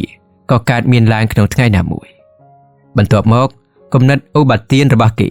ដែលធ្លាប់មានពីមុនមកក៏អស់ចិត្តរបស់គេក៏បានដកសេចក្តីអំពីសម្បកអ្វីខ្ចប់របស់កិលេសទាំងឡាយមានអវិជ្ជាជាដើមនៅទីបំផុតនិព្វានក៏ចូលមកសម្ផស្សជាមួយនឹងចិត្តរបស់គេក្នុងពេលនោះមនុស្សយើងបានស្គាល់ខ្លួនឯងដោយអាស្រ័យកែវភ្នែកខ្លីៗក្នុងបច្ចុប្បន្នជាតិនេះទើបមើលចំណងនិងទម្រាន់ដែលមានសាយសម្ព័ន្ធវែងអន្លាយច្រើនភពមិនឃើញកំលីនៃកំហឹងរបស់យើងវាបានធ្វើឲ្យយើងយល់ច្រឡំលើគំនិតទ្រាំណាយរបស់យុវជនខ្លះដែលកើតមកមិនចូលចិត្តកាមគុណមានសេចក្តីលោភក្រោធបង្វេងតិចជាងមនុស្សទូទៅយើងមិនចូលចិត្តថាសន្តានចិត្តបែបនេះរបស់គេគឺជាផលនៃបារមីធម៌ដែលគេបានសាងមកអំពីជាតិដែលកន្លងទៅយើងត្រឡប់ជាមានកំហឹងថាគេមានខួរក្បាលមិនល្អដោយសំអាងលើគំនូលការចិត្តវិទ្យាឬក្បួនតម្រាផ្សេងដែលខ្លួនចង់ផ្អែកដើម្បីបដិសេធគំនិតល្អវិសេសរបស់គេប្រសិនបើយើងមានកែវភ្នែកវែងមើលឃើញអតីតកាលជាតិបាននោះយើងមុខជាមានសេចក្តីឆ្លៀវឆ្លាតជាងនេះជាច្រើនរយភាគហើយកំហឹងត្រូវរបស់យើងនឹងចូលមកជំនួសកំហឹងខុសជាមិនខានតែទោះណាកែវភ្នែកវែងមានប្រយោជន៍ច្រើនយ៉ាងនេះក៏ដោយក៏គេមិនចង់សាងកែវភ្នែកវែងឡើយព្រោះអ្វីព្រោះមនុស្សខ្លះមិនយល់ថាសាងកើតខ្លះនឹកខ្លាចថាកាលណាមានកែវភ្នែកវែងគំនិតមនុស្សមុខជាធុញទ្រាន់ក្នុងទង្វើសាងលោកពិភពលោកនឹងអស់វឌ្ឍនភាពអស់រសជាតិឆ្ងាញ់ពិសាការពិតគំហឹងរបស់មនុស្សវាត្រឹមជាគំហឹងប៉ុណ្ណឹងទេនរណាឃើញយ៉ាងម៉េចក៏ឃើញទៅចុងក្រោយបង្អស់គំនិតរបស់មនុស្សនឹងត្រូវងាករេទៅរកនិព្វានដូចគ្នាព្រោះក្នុងលោកនេះគ្មានអ្វីមានអំណាចខ្ពស់ជាងវិបាករបស់កម្មដែលជាវិស័យឆ្លាក់ឆ្នៃសញ្ជាតិញាណរបស់មនុស្សឲ្យមានគុណភាពល្អដើម្បីអស់ទុក្ខក្នុងទីបំផុតនឹងទេខ្ពស់ជាងនេះគឺសច្ចធម៌វានៅជាសច្ចធម៌គឺទុក្ខៈសមុទយៈនិរោធៈមគ្គៈគ្មានដូរគ្មានប្រែប្រួលឡើយប្រសិនបើមានសំណួរថាសត្វលោកបានដល់ទីអស់ទុក្ខដោយអាស្រ័យចម្លាក់នៃវិបាករបស់កម្មដោយអាស្រ័យការវិវត្តសច្ចធម៌ដូចនេះទង្វើបុណ្យកុសលមិនមែនជាធាតុចាំបាច់របស់មនុស្សទេមនុស្សម្នាក់ត្រូវខំស្វែងរកសេចក្តីសុខមកបម្រើជីវិតរបស់ខ្លួនក្នុងលោកនេះរឿយៗទៅក៏ហើយគ្នាទីបំផុតគង់នឹងបាននិព្វានជាមិនខានមិនថាអីចឹងចំពោះសំណួរនេះអ្នកសរសេរសូមឲ្យចម្លើយថាពិតដូចនេះព្រោះអ្វីព្រោះថាការវិវត្តនៃជីវិតមនុស្សតាំងពីកាលណាកាលណីមកគេឃើញថាចាប់ផ្ដើមពីទាបទៅខ្ពស់គឺពីគ្មានលំនៅឋានសម្លៀកបំពាក់លាក់រហូតដល់មានខោអាវផ្ទះសម្បែងប្រដាប់ប្រដាប្រើប្រាស់គ្រប់យ៉ាងក្នុងន័យថាមនុស្សរស់នៅរបៀបសត្វរហូតដល់រស់នៅរបៀបទេវតារស់នៅក្នុងរូងភ្នំដីដំបូករហូតដល់រស់នៅលើវិមានស្កឹមស្កៃលាក់នេះមកពីអ្វីមិនមែនមកពីវិបាកកម្មនៃកម្មបង្រៀនមនុស្សទេឬជាមួយគ្នានេះទៀតសកលសត្វរស់នៅក្នុងអន្លង់ទុក្ខរហូតដល់រស់នៅជាកំពូលអស់ទុក្ខអស់ព្រួយនេះមកពីអ្វីមិនមែនមកពីសច្ចធម៌បង្រៀនទេឬតែកុំភ្លេចថាអ្នករស់នៅដោយសេចក្តីប្រមាទក្នុងដំណើរក្នុងទីងងឹតគ្មានចង្គៀងអ្នកដើរកណ្ដាលព្រៃគ្មានផែនទីគ្មានត្រណិតទិសអ្នកធ្វើដំណើរគ្មានទិសដៅអ្នកស្វែងនិព្វានគ្មានកំណត់អថាង្គិកមៈលាជនទាំងឡាយនេះរស់នៅពុំបានស្រួលដំណើររបស់គេច្រើនមានគ្រោះថ្នាក់ទិសដៅដែលគេចង់បានក្របបានដល់និព្វានដែលគេប្រាថ្នានៅឆ្ងាយដាច់ស្រចាយើងគួរពិចារណាតទៅទៀតថាមនុស្សខ្វាក់ភ្នែកក្នុងមើលមិនឃើញពន្លឺនៃនិព្វានហើយប្រាថ្នាចង់បាននិព្វាននឹងបាននិព្វានយ៉ាងម៉េចនឹងឃើញគុណតម្លៃខ្ពង់ខ្ពស់នៃនិព្វានយ៉ាងណារឿងនេះមិនពិបាកយល់ទេប្រសិនបើសាររើមើលឡើងវិញនៅគំនិតពុទ្ធសាសនាទាំងអស់ជាពិសេសគំនិតកម្មផលនិងគំនិតអរិយសច្ចៈទន្ទឹមគ្នានេះយើងត្រូវគិតគូរដល់ដែរនៅគំនិតតស៊ូដើម្បីជោគជ័យនៅលើឧត្តមគតិកម្មវិធីគម្រោងការទិសដៅលក្ខលើជោគជ័យរបស់ជីវិតដូចគ្នាតែគ្មានឧត្តមគតិ កម្មវិធីគម្រោងការទិសដៅและតើកំណត់ណាបានសម្រេចជោគជ័យមុនកំណត់ណាចំពោះសំណួរនេះអ្នកសរសេរសូមឲ្យចម្លើយថាទង្វើផ្សងព្រេងក្តីទង្វើពឹងផ្អែកលើជំនួយពួកទេពក្តីពុំដែលមានជោគជ័យដល់ម្ដងណាទេប្រសិនបើមានក៏មិនដែលបានមុនគេឡើយដូច្នេះជាបន្តទៅទៀតនេះយើងនិយាយអំពីសំណួរនៃជីវិតដើម្បីនិព្វានវិញម្ដងយើងបានដឹងគ្រប់គ្នាហើយថាសេចក្តីទុក្ខគឺជាធាតុមួយដែលសត្វតាមួយណាក៏ដូចជាមួយណាគ្មានចង់ជួបគ្មានចង់បានសោះតែកិច្ចមិនរួចជាមិនផុតព្រោះធាតុនេះមាននៅគ្រប់ទិសក្នុងសង្សារភពដើម្បីទៅឲ្យដល់ទីបំផុតទុក្ខពុទ្ធសាសនាបានបង្រៀនយើងឲ្យលះបង់តណ្ហាកំទេចអវិជ្ជាដកគំនិតឧបទានและដោយប្រើកម្លាំងបារមីធម៌ជាចំហគំនិតអរិយវៈជាអាវុធនៅពៀនឆ្ងាយណាស់តែចម្ងាយនេះអាចបង្រួញឲ្យខ្លីបានដោយស្ពានគឺបារមីធម៌10អវិជ្ជាតណ្ហាជាប់ណាស់ស្វិតណាស់តែសង្វិតនេះគេអាចកាត់ផ្ដាច់បានដោយអាវុធគឺអរិយមគ្គដូចនេះបែកខាជីវិតនៃពៀនដំបូងបង្អស់ត្រូវខំសង់ស្ពានដែលលោកឲ្យឈ្មោះថាបារមីធម៌10សង់ហើយសង់ទៀតប្រកបដោយសំណួរយ៉ាងខ្លាំងក្លាលុះត្រាហើយស្រេចបន្ទាប់មកត្រូវសង់គំនិតនៃពៀនក្នុងក្របខ័ណ្ឌនៃអរិយសច្ចៈស្ថិតនៅលើខ្សែបន្ទាត់មជ្ឈិមាបដិបទាដែលរកឃើញដោយព្រះសម្មាសម្ពុទ្ធបរមគ្រូក្នុងពេលកំពុងសង់គំនិតនៃពៀនអ្នកអនុវត្តអថាង្គិកមគ្គត្រូវកំទេចឲ្យសូន្យនៅគំនិតសួរគំនិតកាមและដែលវិញ្ញាណរបស់ខ្លួនធ្លាប់ញៀនធ្លាប់ឆ្ងាញ់ឋានសួគ៌ជាអន្លង់កាមជាធាតុឧបសគ្គរាំងផ្លូវនៃពៀនជនទាំងឡាយណាមានគំនិតនិយមឋានសួគ៌ជនទាំងឡាយនោះគ្មានគំនិតនិយមនៃពៀនឋានសួគ៌ជាធាតុមួយដែលសកលសត្វប្រាថ្នាចង់បានដោយគេស្មានថាឋានសួគ៌ពោពេញទៅដោយសេចក្តីសប្បាយឋានសួគ៌ផ្ដល់ចម្ងាញ់ផ្ដល់សំណុកយ៉ាងផ្អែមឲ្យគេអ្នកនិយមលៀបសក្ការៈតែងបានឃោសនាបបួលឲ្យមនុស្សធ្វើបុណ្យដើម្បីទៅនៅឋានសួគ៌អ្នកប្រាថ្នាឋានសួគ៌ខំប្រឹងធ្វើបុណ្យតាមគេនៅក្នុងក្របខ័ណ្ឌនៃកំណត់កាមលុះដល់ពេលស្លាប់ទៅកើតក្នុងអន្លង់កាមកាមោខៈគឺឋានសួគ៌ដែលព្រះពុទ្ធបរមគ្រូបានធ្វើសេចក្តីរិះគន់និងសេចក្តីបដិសេធដោយអនុពពិកថាទី4និងទី5នរុជាឈ្មោះនៃសេចក្តីទុក្ខក្តីទារុណព្រោះគ្មាននុយគឺកាមសម្រាប់ផ្ដល់សេចក្តីសប្បាយក្តីឆ្ងាញ់ពិសាតាមចំណង់របស់សត្វតាទើបគេមិនចង់បានតែឋានសួគ៌ក៏មិនមែនជាឋានណាដទៃទេគឺនរកនឹងឯងព្រោះកាលណាគេឡើងឋានសួគ៌ញយៗគេក៏ត្រូវបានធ្លាក់មកនរកញយៗដែរនរកសួគ៌ដែលត្រាស់សម្ដែងផ្ទាល់ដោយព្រះសម្មាសម្ពុទ្ធមានដូចនេះភិក្ខុទាំងឡាយវាជាលៀបរបស់អ្នកទាំងឡាយហើយអ្នកទាំងឡាយល្អហើយដែលបានមានឱកាសចូលខ្លួនមកប្រព្រឹត្តព្រហ្មចរិយធម៌ក្នុងសាសនាតថាគតមនាលភិក្ខុទាំងឡាយអញតថាគតបានឃើញហើយនរកនិងសួគ៌មាននៅគ្រប់អយតនៈ6ដែលជាអណ្ដូងជាទីកើតនៃភាសៈនេះឯងតើនរកសួគ៌នេះមានន័យដូចម្ដេចមនាលភិក្ខុទាំងឡាយ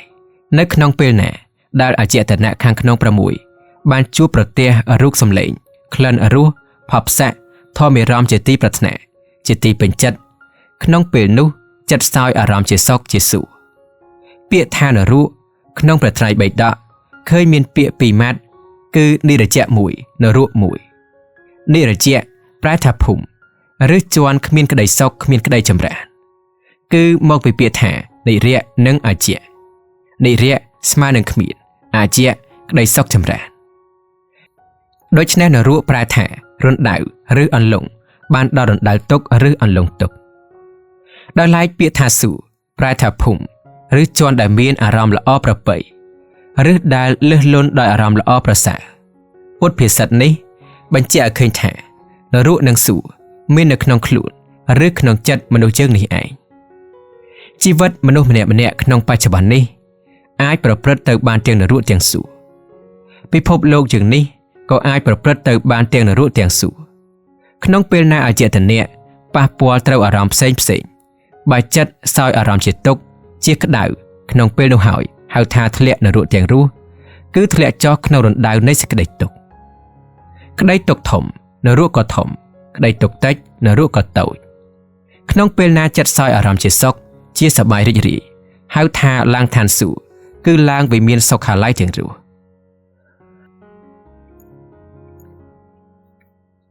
តែទោះជាដូចម្ដេចបណ្ដាក្តី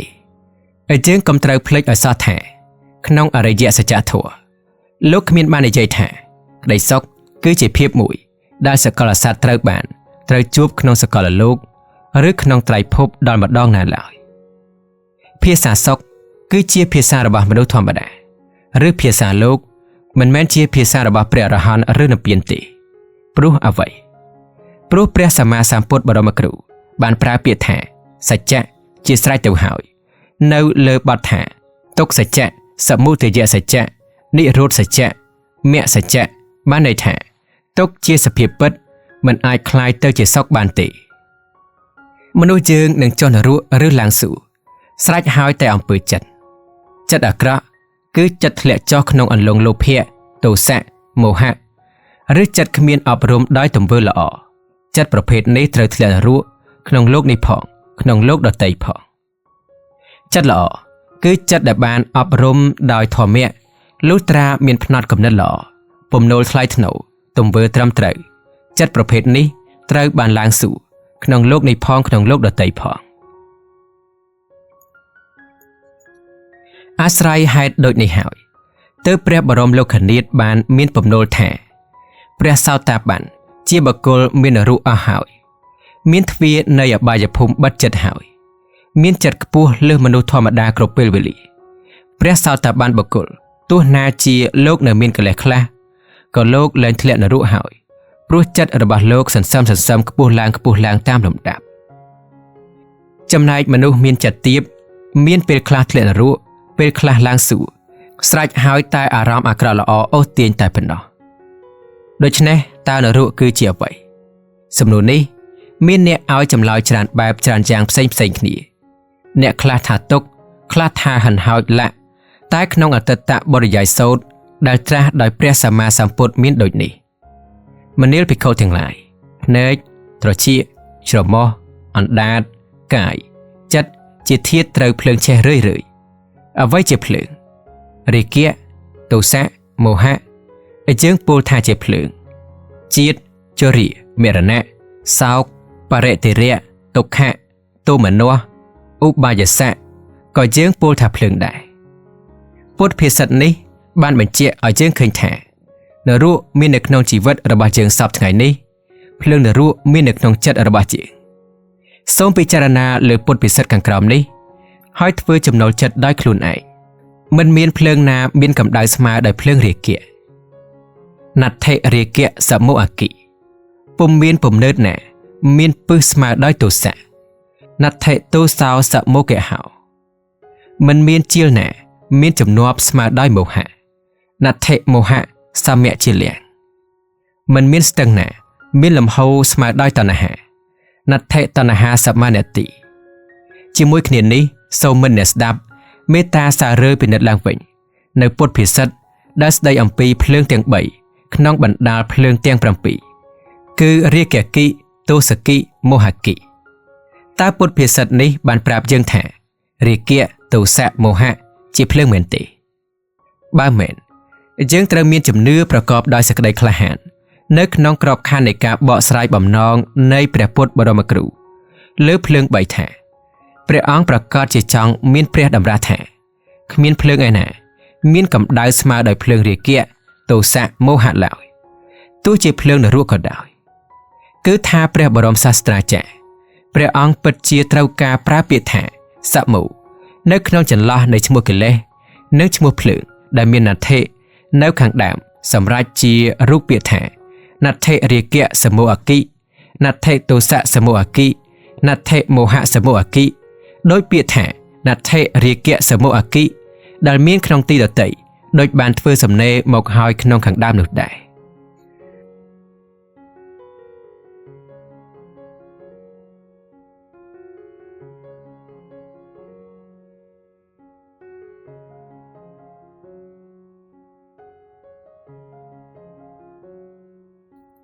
គឺភ្លើងទាំង3នេះហើយដែលដុតកំទេចវិញ្ញាណមនុស្សឲ្យคล้ายទៅជាវិញ្ញាណសត្វនរកដូចនេះយើងមិនត្រូវខ្លាចនរកក្នុងបរលោកហើយមិនខ្លាចនរកក្នុងអិទ្ធិលោកតាមកំហែងកម្លៅរបស់យើងឡើយព្រោះអ្វីព្រោះថាបើគ្មានភ្លើងកលេសទាំងឡាយនេះវិញ្ញាណរបស់យើងក៏មិនត្រូវបានឆេះកាលណាវិញ្ញាណគ្មានចំហេះវិញ្ញាណក៏មិនបានធ្លាក់នរកក្នុងជីវិតបច្ចុប្បន្នជីវិតក្នុងលោកថ្មីក៏មិនត្រូវបានធ្លាក់នរកដូចគ្នាដែរនេះឯងគឺជាការប្រតិបត្តិធម៌អ្នកដែលបានប្រតិបត្តិត្រូវបានឃើញផលយ៉ាងជាក់ច្បាស់ខ្លួនឯងសន្តិដ្ឋិកោដោយមិនចាំបាច់មានអ្នកដទៃប្រាប់ឬបកឡើយកាមជារណ្ដៅនរកតាមកំហែងធម្មៈថ្នាក់ខ្ពស់ផងតាមកំហែងប្រពៃណីផងកំហែងធម្មៈបានធ្វើសំណេរមកហើយចំណែកកំហែងប្រពៃណីយើងអាចដឹងបានដោយអាស្រ័យរឿងសានុសាមណេរត្រង់ឃ្លាមួយដែលសាមណេរទ្រាំណាយចង់សឹកតែម្ដាយបានខាត់ដោយប្រើពាក្យថាសានុកូនម៉ែបានស្រង់អ្នកអំពីរណ្ដៅនរកមកហើយពេលនេះអ្នកចង់ធ្លាក់នរកទៀតឬសំណួរបល័យថានិរកាឧបតោតាតនិរកាំងបតិតោមច្ឆសេឃ្លាមួយទៀតមានព្រះពុទ្ធតម្រាស់ថាមនាលភិក្ខុទាំងឡាយអ្នកចូលរស់នៅក្នុងធម៌ពិចារណាមើលធម៌កុំប្រមាថកុំភ្លេចស្មារតីកុំបណ្ដាតបណ្ដោយចិត្តឲ្យធ្លាក់ទៅក្នុងអន្លង់កាមគុណកុំភ័ន្តគំនិតលេបដំដៃក្រហមគឺបញ្ញកម្មគុណកុំរុញខ្លួនចូលទៅក្នុងភ្លុកភ្លើងកិលេសមានគំនិតថាលោកនេះមានសេចក្តីទៀងទាត់ក្តីសុខស្រួលក្តីឋិតថេរជាស្ថាពរឡើយពុទ្ធភាសិតនេះបញ្ជាក់ឲ្យឃើញថាមនុស្សយើងត្រូវធ្លាក់នរកក្នុងលោកនេះមុននរកក្នុងលោកដទៃបុគ្គលអ្នកសង់គំនិតដើម្បីនិព្វានឬបុគ្គលជាបេក្ខជននៃនិព្វានគេរមែងមានសំណួរទៅលើការងាររបស់ជីវិតទាំងលោកនេះទាំងលោកដទៃខ្ពស់ជាងនេះគឺគេខំបង្កើតគំនិតស្អាតស្ងប់ស្វាងនៅក្នុងក្របខ័ណ្ឌនៃការលុបបំបាត់នៅទង្វើពុករលួយអយុត្តិធម៌បៀតបៀនជិះជាន់ឃ្លានពានខុសខើនៅគំនិតអមនុស្សធម៌ជាមួយគ្នានេះគេខំសង់បារមីធម៌10នៅលើក្របខ័ណ្ឌកំចាត់កំហែងគិតប្រយោជន៍ផ្ទាល់ខ្លួនស្ថាបនាគំនិតទូលំទូលាយឃើញទុកព្រួយឃើញផលប្រយោជន៍អ្នកដទៃដោយប្រកាន់យកឧត្តមគតិនៃមនុស្សជាតិនិងអនុវត្តនៅគំនិតពោធិសត្វគ្រប់ពេលវេលាកាលណាគំនិតដើម្បីនិព្វានមានច្រើនគំនិតដើម្បីស្ថានសួគ៌រមែងមានចំនួនថយចុះគំនិតនិព្វានជាគំនិតស្ថាបនាសន្តិភាពនិងវឌ្ឍនភាពគ្រប់វិស័យគំនិតឋានសួគ៌ជាគំនិតស្ថាបនាសង្គ្រាមនិងវិនិស្សកម្មគ្រប់បែបយ៉ាងដូចនេះព្រោះអ្វីព្រោះបុគ្គលអ្នកមានគំនិតនិព្វានមួយណាក៏ដូចមួយណាតែងលះបង់ប្រយោជន៍លះបង់សេចក្តីសុខលះបង់វឌ្ឍនភាពផ្ទាល់ខ្លួនលាក់ដើម្បីបំពេញកង្វះអ្នកដទៃជានិច្ចទង្វើនេះមិនត្រឹមតែជាធាតុបំបត្តិចំនួនសម្អប់និងសង្គ្រាមប៉ុណ្ណឹងទេបន្ថែមលើនេះគឺបង្កើតនៅមិត្តភាពវឌ្ឍនភាពសន្តិភាពសម្រាប់សកលជីវិតសម្រាប់សកលពិភពតាំងពីពេលនេះរហូតលុះត្រាសម្រាប់និព្វានជាចុងក្រោយបង្អស់នៃធម្មជាតិក្នុងន័យនេះគំនិតនិព្វានជាគំនិតបម្រើសន្តិធម៌បម្រើឧត្តមគតិមនុស្សជាតិឡាចំណែកគំនិតស្ថានសួគ៌ជាគំនិតបម្រើតណ្ហាបម្រើសេចក្តីសុខផ្ទាល់ខ្លួនឡាក់និងឡាក់បារមីធម៌10ដែលពុទ្ធសាសនិកយើងធ្លាប់ស្គាល់មកហើយធម៌នេះមានមុខងារផ្ដល់ប្រយោជន៍ផ្ដល់សេចក្តីសុខផ្ដល់វឌ្ឍនភាពគ្រប់វិស័យផ្ដល់មគ្គផលនិព្វានឲ្យសកលសត្វជាធម៌ដែលបង្កើតឡើងដោយបេក្ខជននិព្វានឬពោធិសត្វទាំងឡាយហើយត្រូវបានសម្ដែងនិងប្រកាសឲ្យប្រើដោយព្រះសម្មាសម្ពុទ្ធបរមគ្រូបារមីធម៌10មានដូចនេះទី1ទានទី2សិលទី3នេក្ខមៈទី4បញ្ញាទី5វិរិយៈទី6ខន្តិទី7សច្ចៈទី8អធិដ្ឋានទី9មេត្តានិងទី10ឧបេក្ខាទានជាមនុស្សត្រូវសិក្សារឿយៗអប់រំខ្លួនឯងញយឲ្យយល់ស្គាល់បញ្ហាមនុស្សដើម្បីសាងទានគឺរកឲ្យឃើញថាមនុស្សមានភាពយ៉ាងណាគួរផ្ដល់អំណោយយ៉ាងណាមិនគួរផ្ដល់អំណោយឲ្យដើម្បីអ្វីមិនឲ្យបានទេ ឲ្យនិងមិនឲ្យណាខុសណាត្រូវណាមានប្រយោជន៍ណាគ្មានប្រយោជន៍នេះជានៃឬជាបញ្ហារបស់ទាននិយាយខ្លីគឺធ្វើអំណោយដើម្បីប្រយោជន៍ដល់អ្នកដទៃដើម្បីជាជំនួយដល់អ្នកមានកង្វះដើម្បីបម្រើឧត្តមគតិនៃមនុស្សជាតិប៉ុណ្ណោះឡាដូចនេះអំណោយរបស់បេក្ខជននិព្វានមិនមែនជាអំណោយទាមទារយកសួរវិមានយកមុខមាត់យកកេរ្តិ៍ឈ្មោះដោយពាក្យឃោសនាដែលជនខ្លះបានធ្វើដើម្បីប្រយោជន៍ផ្ទាល់ខ្លួនហើយសម្ដែងគំនិតបោកក្នុងគោលគំនិតចង់រស់នៅលើកម្លាំងអ្នកដទៃដែលធ្លាប់មានមកជាមួយសង្គមមនុស្សក្នុងសម័យបុរាណឬសម័យទំនើបនេះសិលជាមនុស្សត្រូវសិក្សារឿយៗអំពីបញ្ហាមនុស្សដើម្បីបញ្ជាខ្លួនឯងឲ្យរស់នៅក្នុងសង្គមប្រកបដោយវិន័យច្បាប់ធម្មៈលក្ខក្នុងគោលគំនិតផ្ដល់ប្រយោជន៍ឲ្យអ្នកដទៃខាងផ្លូវប្រតិបត្តិកាយវិការឲ្យបានប្រសើរនៅលើក្របខ័ណ្ឌនៃយុត្តិធម៌និងឧត្តមគតិនៃមនុស្សជាតិប៉ុណ្ណោះដូចនេះសិលធម៌របស់បេក្ខជននិព្វានមិនមែនជាធាតុទាមទារយកប្រយោជន៍ផ្ទាល់ខ្លួនជាសួរវិមានឬជាមុខមាត់កេរ្តិ៍ឈ្មោះអ្វីឡើយនេក្ខមៈជាមនុស្សត្រូវសិក្សាឲ្យបានចេះដឹងអំពីបញ្ហាចេញចាកកាមអារម្មណ៍ចេញចាកគំនិតញៀនគំនិតស្រវឹងគំនិតពុករលួយទោះជាក្នុងឋានសួគ៌ក្តីក្នុងឋានមនុស្សក្តីក្នុងន័យថាខំធ្វើយ៉ាងណាកុំឲ្យខ្លួនធ្លាក់ចុះជាទីសភាពនៃកាមអារម្មណ៍ឬតណ្ហាគឺធ្វើចិត្តនៃអារម្មណ៍ឲ្យជាម្ចាស់នៃអារម្មណ៍ម្ចាស់តណ្ហាម្ចាស់ឋានសួគ៌ជានិច្ចដូចនេះទើបនេក្ខមៈមានទិសដៅមានឧត្តមគតិមនុស្សមានមនសិការសន្តិភាពដោយក្តីសង្ឃឹមរបស់សកលសត្វក្នុងត្រៃលោកនេះឯងគឺជាការផ្ដល់ប្រយោជន៍ឲ្យអ្នកដទៃតាមផ្លូវនេក្ខមៈដែលត្រួសត្រាយទុកមកដោយព្រះសម្មាសម្ពុទ្ធបរមគ្រូបញ្ញាជាមនុស្សត្រូវតែខំរៀនខំស្ដាប់ខំគិតខំស៊ូខំសរសេរដើម្បីឲ្យវិញ្ញាណរបស់ខ្លួនមានពន្លឺមានចន្លោះនៅជុំវិញធម្មជាតិជុំវិញសង្ខតធម៌យ៉ាងត្រចះត្រចង់សម្រាប់សងសំណួរឲ្យចម្លើយលើបញ្ហាគ្រប់វិស័យបានយ៉ាងដូចលោកវេទុនិងទស្សនវិទូទាំងឡាយក្នុងសកលលោកដែលមានពន្លឺគំនិតហើយប្រើពន្លឺទាំងឡាយនេះដើម្បីប្រយោជន៍ដល់អ្នកដទៃនៅក្នុងក្របខ័ណ្ឌនៃទង្វើរំដោះទុក្ខចម្រើនសុខដល់ពួកមនុស្សអវិរិយៈជាមនុស្សត្រូវខំបណ្ដោះគំនិតកាំងហាំងគំនិតសំណួរគំនិតអំណត់គំនិតសំណង់ដើម្បីផ្ដល់ប្រយោជន៍ឲ្យមនុស្សដែលនៅរស់ជុំវិញខ្លួននៅក្នុងប្រទេសនៅក្នុងសកលលោកនៅក្នុងក្របខ័ណ្ឌនៃព្រហ្មវិហារធម៌និងសម្បញ្ញៈនៃមនុស្សជាតិនិយាយដោយខ្លីគឺខំស្ថាបនាខ្លួនដើម្បីប្រយោជន៍ដល់ជាតិដល់សកលជាតិប្រកបដោយគំនិតមនុស្សធម៌និងអរិយធម៌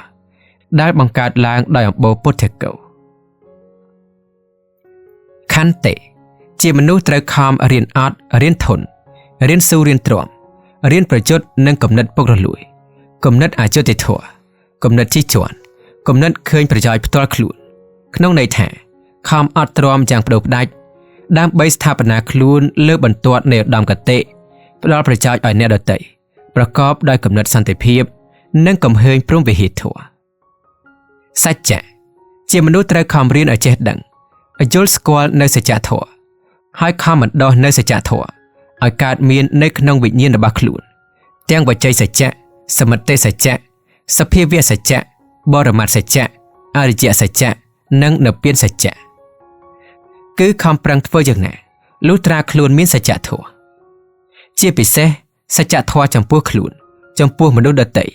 ចំពោះពេលវេលានិយាយដោយខ្លីគឺអនុវត្តពំនូលអនុវត្តទង្វើអនុវត្តគំនិតឲ្យពិតប្រាកដតាមសម្ដីគម្រោងនិងតម្រេះផ្អែកលើសច្ចភាពទូទៅប្រែថាទៀងត្រង់នឹងកំណត់មនុស្សមិនបណ្ដោយឲ្យកំណត់នេះទៅជាកំណត់សត្វតិរិឆានទៀងត្រង់ចំពោះពេលវេលាមិនធ្វើអ្វីទាំងអស់ឲ្យខុសខាតខុសសន្យាខុសកាលកំណត់អធិដ្ឋានជាមនុស្សត្រូវខំរៀនហ្វឹកហាត់អប់រំខ្លួនឲ្យរស់នៅក្នុងភាពជាក់លាក់ភាពមាំមួនភាពរឹងប៉ឹងភាពនឹងណភាពស៊ប់ស៊ូនគឺកាលណាបានដាក់ចិត្តឬសម្រេចចិត្តលើទង្វើណាធាតុណាគោលការណ៍ណាឬកម្មវិធីណាខំធ្វើឲ្យធ្វើទៀតលុះត្រាបានសម្រេចដោយក្តីប៉ងប្រាថ្នាមិនដកមិនក្រវែងចោល ប្រសិនបើគ្មានបញ្ជាអំពីវិចារណញ្ញាណឬតម្រូវអំពីហេតុផលដើម្បីប្រយោជន៍នឹងអ្នកដទៃមេត្តាជាមនុស្សត្រូវខំបង្កើតក្តីស្រឡាញ់រាប់អានចំពោះសកលសត្វស្មើនឹងស្រឡាញ់រាប់អានខ្លួនឯងឬខ្ពស់ជាងដោយគ្មានរើសមុខឬជាតិសាសន៍អំបូរត្រកូលវណ្ណៈពណ៌សម្បុរនៅក្នុងក្របខ័ណ្ឌនៃភក្តីភាពយ៉ាងបរិសុទ្ធយ៉ាងស្មោះស្ម័គ្រប្រកបដោយមនុស្សធម៌គ្រប់ពេលវេលាក្នុងន័យថាស្រឡាញ់ស្មោះជួយស្មោះរាប់អានស្មោះនៅលើឧត្តមគតិការដើម្បីជួយរស់ដើម្បីមិត្តឧបេក្ខាជាមនុស្សត្រូវរៀនប្រើកំហឹងខ្ពស់ចិនដាជ្រៅគំនិតវែងជុំវិញសកលធាតុនិងសកលជីវិតនៅក្នុងក្របខ័ណ្ឌនៃសច្ចធម៌គឺធ្វើទានដើម្បីទានកាន់សិលដើម្បីសិលសាងនេក្ខមៈដើម្បីនេក្ខមៈលៈក្នុងន័យថាធ្វើទានដើម្បីជួយអ្នកក្រឃើញទុក្ខអ្នកក្រឃើញកង្វះអ្នកក្រកាន់សិលដើម្បីយុត្តិធម៌នៃសង្គមឃើញទុក្ខមនុស្សទន់ខ្សោយឃើញចិត្តថ្លើមអ្នកតូចតាចឃើញកម្លាចសកលសត្វសាងនេក្ខមៈដើម្បីសុខស្ងប់នៃសង្គមឃើញទោសកម្មគុណឃើញពឹសកំណាចនៃតណ្ហាប្រែថាមិនធ្វើទានដើម្បីមានដើម្បីជោគឈ្មោះដើម្បីអំនួតនៅក្នុងក្របខ័ណ្ឌនៃគំនិតជិះជាន់អ្នកក្រគំនិតលើកខ្លួនឯងបន្ទាបអ្នកដទៃលៈមិនកាន់សិលដើម្បីអួតល្អដើម្បីលាក់ទង្វើពុករលួយទង្វើអយុត្តិធម៌មិនសាងនេក្ខមៈដើម្បីបោកសង្គមដើម្បីក្រពះដើម្បីបំរើកាមដើម្បីលើកទង្វើអយុត្តិធម៌ខ្ពស់ជាងនេះគឺមិនធ្វើចិត្តឲ្យសប្បាយរីករាយចំពោះទង្វើដែលខ្លួនបានធ្វើសម្រេចនិងមិនថ្នាំងថ្នាក់តូចចិត្តចំពោះទង្វើដែលខ្លួនធ្វើមិនបានសម្រេចមិនធ្វើបន់នៅក្នុងក្របខ័ណ្ឌនៃសេចក្តីត្រេកអរតែធ្វើបន់នៅលើឧត្តមគតិនៃកំហឹងខ្ពស់គឺគំនិតត្រៃលក្ខណ៍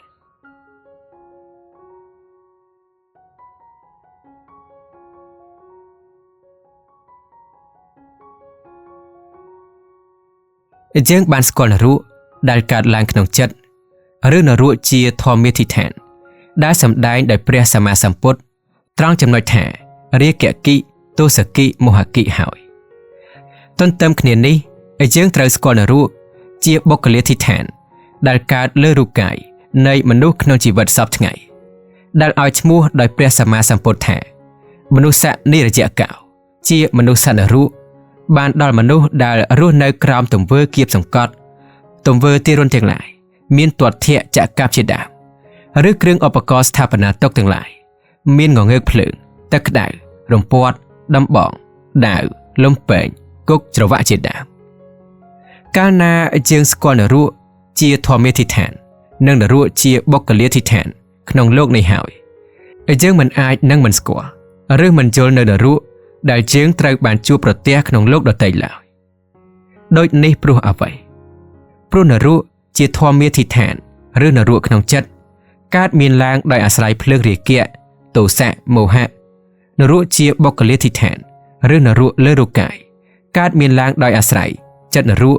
ឬវិញ្ញាណនរៈនឹងឯងព្រះសម្មាសម្ពុទ្ធបានមានកំហែងក្នុងរឿងនេះថាសកលសត្វរស់នៅក្នុងអន្លង់កាមអន្លង់ភពអន្លង់ទិដ្ឋិអន្លង់អវិជ្ជាកាមោខៈភវោខៈទិដ្ឋោខៈ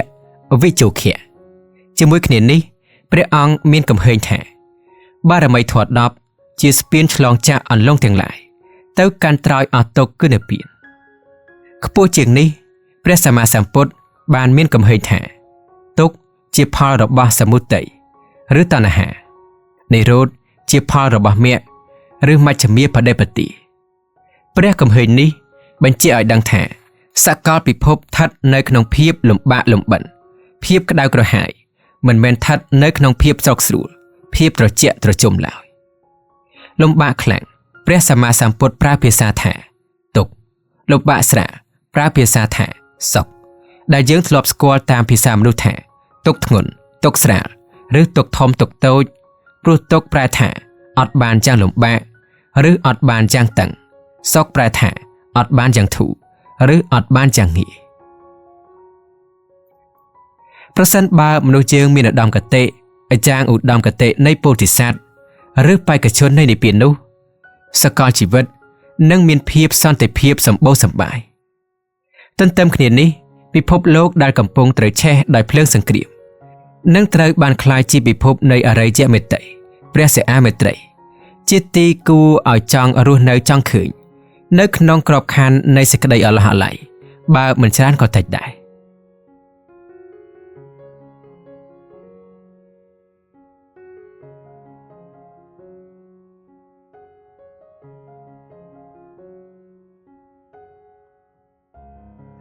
សំណួរជាចុងក្រោយសួរថាតើនិព្វាននៅឯណានិព្វានគឺជាអ្វីសំណួរនេះអ្នកធ្វើសំណេរបានឲ្យចម្លើយមកហើយក្នុងខាងដើមទោះសពគ្រប់ក្តីមិនសពគ្រប់ក្តីអ្នកសរសេរមានសេចក្តីសង្ឃឹមថាចម្លើយនេះគង់មានពន្លឺដល់គំនិតអ្នកស្ដាប់ខ្លះជាមិនខាននៅក្នុងឃ្លានេះទៀតអ្នកអានអ្នកស្ដាប់នឹងបានដឹងរឿងនិព្វានក្នុងចំណុចនៃសំណួរថានៅឯណាត្រូវបានសម្រេចក្នុងជាតិនេះឬស្លាប់ហើយទៅបានសម្រេចក្នុងជាតិមុខដើម្បីជាពន្លឺដល់គំនិតអ្នកអានក្នុងរឿងនេះអ្នកសរសេរសូមធ្វើសេចក្តីបញ្ជាក់ថាមនុស្សយើងចូលចិត្តសង់និព្វានឬបង្កើតនិព្វានខ្លួនឯងមិនចូលចិត្តស្វែងរកនិព្វានស្រាប់ដែលរកឃើញដោយព្រះសម្មាសម្ពុទ្ធឡើយចំណូលចិត្តដូចនេះហើយដែលបានផ្ដល់ឲ្យគេនៅគំនិតគូសដៅឬគំនិតប៉ានស្មានថានិព្វានជាធាតុមានផ្ទះមាសផ្ទះប្រាក់មានកំពែងដាំពេជ្រមានថ្នល់ក្រាលកែវមានកោះជាពុំនិងយ៉ាងមាំមានលេនដ្ឋានជាជំរកយ៉ាងពូកែមានទីពំនាក់យ៉ាងរឹងពឹងមានអ្វីទាំងអស់ប្រកបដោយតម្លៃយ៉ាងខ្ពស់បំផុតដោយគុណភាពយ៉ាងកំពូលដែលត្រៃលោកមិនធ្លាប់បានស្គាល់មិនធ្លាប់បានឃើញតែការពិតនិព្វានជាធាតុមានឯងកើតឯងប្រកបឯងមិនមែនជាសំណង់របស់មនុស្សណាម្នាក់ឬព្រះអាទិទេពអង្គណាមួយឡើយនិព្វានភាពមានជានិច្ចជានិរន្តរ៍ជាអន្តរកាលហើយជាភាពគ្មានភពគ្មានឋានគ្មានផ្ទះសម្បែងគ្មានប្រាសាទវិមានលៈនឹងលៈខាងក្រោយពុទ្ធកាលការសិក្សាមានភាពរីកចម្រើនសម្បូរគម្ពីរក្បួនខ្នាតសម្បូរតម្រាវណ្ណកម្មអ្នកសិក្សាអ្នកស្រាវជ្រាវអ្នកធ្វើវិភាគពុទ្ធវចនៈសម្បូរចក្រដោយដើមផ្សិតលើក្រឡាមហាប្រតិភិនិព្វានទើបត្រូវបានគេបញ្ញត្តិគេដាក់ឈ្មោះគេបកស្រាយគេឲ្យយោបល់ផ្សេងតាមគំនិតតាមវិចារណញ្ញាណរៀងខ្លួននិព្វានទើបមានឈ្មោះវេវចនៈឈ្មោះប្រដូចឈ្មោះប្រៀបធៀបឈ្មោះប្រហាក់ប្រហែលកាន់តែច្រើនឡើងនិយាយខ្លីគឺមានន័យយ៉ាងពិស្ដារទូលំទូលាយគ្មានទីចប់គ្មានទីអស់ហើយសំឡេងថានិព្វានក៏ចេះតែមានអត្ថៈមានន័យរេម្ដងបន្តិចទៅតាមសំឡេងឬស័ព្ទថ្មីដែលគេបញ្ញត្តិឡើងឬគំនិតថ្មីដែលគេដាក់បញ្ចូលមកសឹងមានចែងក្នុងគម្ពីរទាំងឡាយមានដូចនេះទី1និព្វានជាដែនស្ងប់ជាទីគ្មានទុក្ខរំលត់សង្ខាររំលាយអវិជ្ជាឬវដ្តសង្សារក្នុងន័យថាដែននោះទីនោះជាដែនជាទីស្ងប់អស់សង្ខារអស់វដ្តសង្សារទី2និព្វានជាគ្រឿងឧបករណ៍ជាធម្មជាតិធ្វើឲ្យអស់សកលកិលេសអស់គ្រឿងអសវៈសកលសត្វអាស្រ័យពឹងផ្អែកលើនិព្វានទើបសម្លាប់កិលេសសម្លាប់អសវៈបានទី3និព្វានជាកិរិយាអាការៈគឺជាចំណុចអស់កិលេសរលត់សង្ខារសូន្យឧបទានរលាយនៅកិលេសយ៉ាងកំពូលគឺលោភៈទោសៈមោហៈទី4និព្វានជាផលនៃការអស់កិលេសជាបរមសុខជាភាពត្រជាក់ត្រជុំគ្មានគ្រឿងចាក់ដោតគ្មានគ្រឿងដុតបំពួកវាធាតុទំនេរយ៉ាងកំពូលលៈនឹងលៈពំនូលនៅក្នុងទីដតីថានិព្វានជាធាតុវិសេសដែលសកលសត្វត្រូវដឹងត្រូវស្គាល់ព្រោះនិព្វានជាផ្លូវចុងក្រោយបង្អស់របស់ធម្មជាតិអ្នកនិពន្ធបានឃើញព្រះត្រៃបិដកមួយកន្លែងឲ្យឈ្មោះនិព្វានថាវិញ្ញាណតែមិនមែនចក្ខុវិញ្ញាណសោតវិញ្ញាណឃានវិញ្ញាណជីវហាវិញ្ញាណកាយវិញ្ញាណមโนវិញ្ញាណក្នុងប្រភេទខណ្ឌ5ឬវិញ្ញាណណាទៀតដែលមាននិយាយក្នុងគម្ពីរដតីឡើយ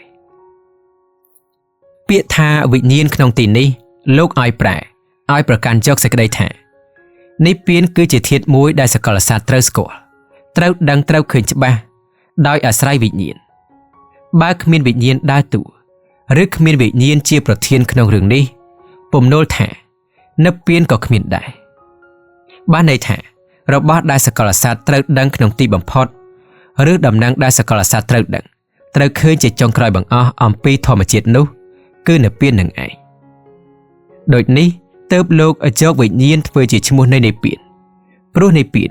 គេស្គាល់បានដោយវិញ្ញាណពិសេសតាមពុទ្ធតម្រាស់ថាវិញ្ញាណងអនិច្ចសនៈតែវិញ្ញាណមិនមែនជាតួឬជាភាពនៃនិព្វានឡើយក្នុងរឿងនិព្វានដដែលមានពំនូលខ្លះទៀតថានិព្វានជាធម្មៈជាធម្មៈប្រសើរកន្លងជាធម្មៈកំពូលជាកោះជាពំនឹងជាកន្លែងតទល់សត្រូវជាកំពែងការពារទុកនិព្វានបែបនេះនិយាយមួយថ្ងៃវល់ល្ងាចក៏មិនចប់ហើយមិនដឹងថានិព្វានគឺជាអ្វីផងក្រៅពីនេះមានពំនូលថានិព្វានជាអមតៈធម៌ជាសង្ខតធម៌ជាវិសង្ខារៈជាអព្យាកតៈគឺឲ្យឈ្មោះថាជាអ្វីក៏មិនបានជាមួយគ្នានេះទៀតនិព្វានត្រូវបានឲ្យឈ្មោះថាជានគរជាអមតៈមហានគរជាសវិមុខៈជាមហាអមតៈលៈនិព្វានដែលត្រូវបានគេសន្មតទៅជាស្រុកប្រទេសនគរនោះគឺធ្វើឡើងក្នុងបំណងឲ្យមនុស្សធ្វើបុណ្យយ៉ាងច្រើនយ៉ាងប្រញាប់ប្រញាល់ប្រយោជន៍ដើម្បីខ្លួនបានប្រយោជន៍ផ្ទាល់ខ្លួនបានសម្រេចនិព្វានឬចូលទៅនៅក្នុងនគរគឺនិព្វាននោះនិព្វានមានឈ្មោះច្រើនលើសនឹងនិយាយលុះត្រាចុងក្រោយបង្អស់មានកំហែងខ្លះៗទៀតថានិព្វានជាកម្ពូលទំនេរជាបរមសញ្ញតាគឺជាធាតុទំនេរយ៉ាងកម្ពូលក្នុងទីបំផុតនៃធម្មជាតិនេះគឺជានិព្វានតាមន័យនៃបរិយត្តិធម៌ខាងផ្នែកប្រកួតចំណេះសឹងនិយាយគ្នាអស់ថ្ងៃខែឆ្នាំប៉ុន្មានក៏មិនចប់ពំនូលទាំងឡាយអំពីរឿងនិព្វានដោយបានធ្វើសំណេរមកនេះយើងមានកំហែងថាបើនិព្វានកើតឡើងព្រោះឃើញអនិច្ចំហៅថាអនិមិត្តនិព្វានបើនិព្វានកើតឡើងព្រោះឃើញទុក្ខំហៅថាអបនិហេតនិព្វានបើកើតឡើងដោយឃើញអនត្តាហៅថាសញ្ញតនិព្វានការទុកដាក់ឬឲ្យឈ្មោះនិព្វានបែបនេះគ្មានទីបំផុតគ្មានពេលចប់ឡើយពំនូលក្នុងក្បួនតម្រាក្រោយនិព្វានមានឈ្មោះច្រើនបែបច្រើនចាស់ដែលអ្នកមានគំនិតមិនងាយនឹងមានជំនឿមិនងាយនឹងយល់ស្របតាមដោយពំនូលថាកិលេសនិព្វានខណ្ឌនិព្វានធាតុនិព្វានគឺព្រះពុទ្ធត្រាស់ដឹងព្រោះអស់កិលេសហៅថាកិលេសនិព្វានរាងកាយរបស់ព្រះអង្គរលត់រលាយហៅថាខណ្ឌនិព្វានព្រះធាតុក្នុងទីផ្សេងរួមចូលគ្នាកើតបានជាព្រះពុទ្ធអង្គម្ដងទៀតសម្ដែងធម៌ប្រសាទហើយបរិនិព្វានជាថ្មីហៅថាធាតុនិព្វានលៈនឹងលៈនេះគឺជានិព្វានខាងភាសាបរិយត្តិធម៌ឬភាសាប្រកួតសឹងមានយ៉ាងសម្បូរតែគ្មានតាក់ទងដល់ការប្រតិបត្តិគឺមានមកត្រឹមតែជារឿងរបស់អ្នកប្រាជ្ញខាងផ្លូវលេងសម្ដីខាងផ្លូវបកស្រាយផ្នែកបរិយត្តិធម៌ប៉ុណ្ណោះភាសាអំនួតបែបនេះអ្នកប្រតិបត្តិធម៌ដើម្បីនិព្វានពិតមែនមិនចាំបាច់គិតគូរដល់ក៏បានបេក្ខជននិព្វានគួរប្រកាន់យកន័យរបស់និព្វានត្រឹមតែជាភាពត្រជាក់ត្រជុំប៉ុណ្ណឹងបានហើយប្រសិនបើពង្រីកឲ្យធំឬពោលឲ្យវែងជាងនេះគឺក៏ភាពត្រជាក់ត្រជុំកើតមានឡើងព្រោះអស់ភ្លើងទុកភ្លើងកិលេសនឹងឯងព្រោះអ្វីព្រោះភាពត្រជាក់ត្រជុំជាភាវៈនៃនិព្វានគ្រឿងធ្វើឲ្យភាពត្រជាក់ត្រជុំជាទង្វើនៃនិព្វានអាការៈរំលត់កម្ដៅហើយស្ថាបនាភាពត្រជាក់ជាកិរិយារបស់និព្វានក្នុងន័យថាគឺជាភាពត្រជាក់ភាពអស់ទុក្ខភាពចប់ជីវិតអន្ទោលនឹងឯងបងប្អូនអ្នកស្ដាប់ទាំងអស់គ្នាជាទីគោរពមកដល់ចំណុចនេះលោកអ្នកប្រហែលជាបានដឹងអំពីរឿងនិព្វានគួរសមដែរហើយក្នុងឃ្លានេះសូមមិនអ្នកស្ដាប់ឲ្យចម្លើយចំពោះសំណួរថានិព្វាននៅឯណាដែលបានធ្វើសំណេរមកហើយដើម្បីដឹងជាបន្ទាន់អ្នកស្ដាប់គប្បីធ្វើការកត់សម្គាល់ថាអ្នកសម្រេចនិព្វាននៅក្នុងទីណានិព្វាននៅក្នុងទីនោះព្រោះនិព្វានជាភាពមាននៅគ្រប់ទិសទីក្នុងសកលលោកបើអ្នកបានសម្រេចនិព្វាននៅក្នុងកាមលោកនិព្វាននៅក្នុងកាមលោកបើអ្នកបានសម្រេចនិព្វាននៅក្នុងរូបលោកនិព្វាននៅក្នុងរូបលោកបើអ្នកបានសម្រេចនិព្វាននៅក្នុងអរូបលោកនិព្វាននៅក្នុងអរូបលោកព្រោះអ្វីព្រោះថានិព្វានជាធាតុគ្មានលំនៅគ្មានទំនេរគ្មានតំណាងជាទឹកដីភ្លើងខ្យល់ ឬជាអាកាសវិញ្ញាណអកញ្ចនានៃវសញ្ញាណសញ្ញាឡើយជាមួយគ្នានេះនិព្វានមិនមែនជាតួលោកដែលយើងកំពុងរស់នៅសពថ្ងៃនេះមិនមែនជាតួសកលលោកដែលយើងពុំទាន់បានស្គាល់ពុំទាន់បានទៅដល់មិនមែនជាព្រះអាទិត្យច័ន្ទអង្គារពុធប្រហ័សសុក្រសៅរ៍មិនមែនជាដំណើរទៅមិនមែនជាដំណើរមកមិនមែនជាការស្ថិតនៅមិនមែនជាកិរិយាកើតមិនមែនជាកិរិយាចុតិមិនមែនជាអារម្មណ៍ទាំងឡាយដែលយើងធ្លាប់ស្គាល់ក្នុងលោកនេះមិនមែនជាភាពវែងភាពខ្លីមិនមែនជាភាពធំភាពតូចមិនមែនជារូបនិងអរូបលក្ខនឹងលក្ខតែជានិព្វាននឹងតែម្ដង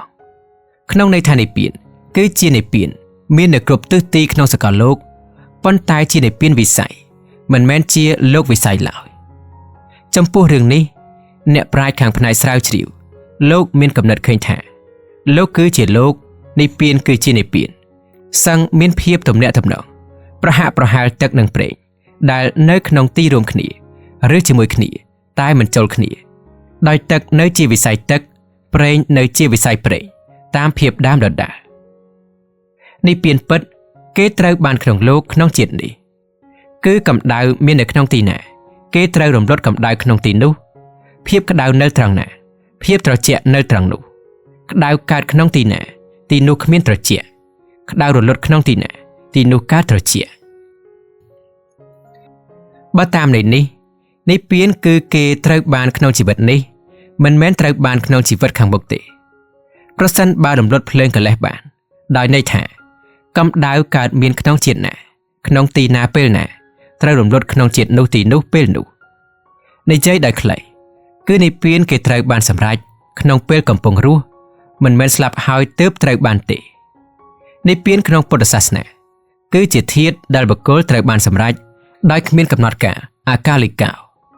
និព្វានជារឿងរបស់មនុស្សរស់មិនមែនជារឿងរបស់មនុស្សស្លាប់ទេនិព្វានជារឿងដែលត្រូវដឹងចំពោះខ្លួនអ្នកដទៃពុំអាចដឹងចំនួនខ្លួនបានឡើយ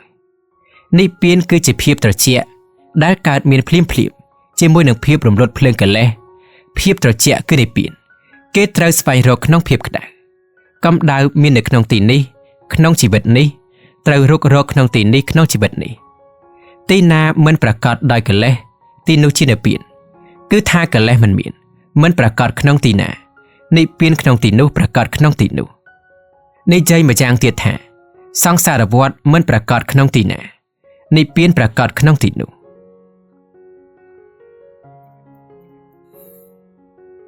សេចក្តីសរុបនិព្វានជាចំណុចចុងផ្លូវរបស់សត្វតាជីវិតសកលសត្វមួយណាក៏ដូចមួយណា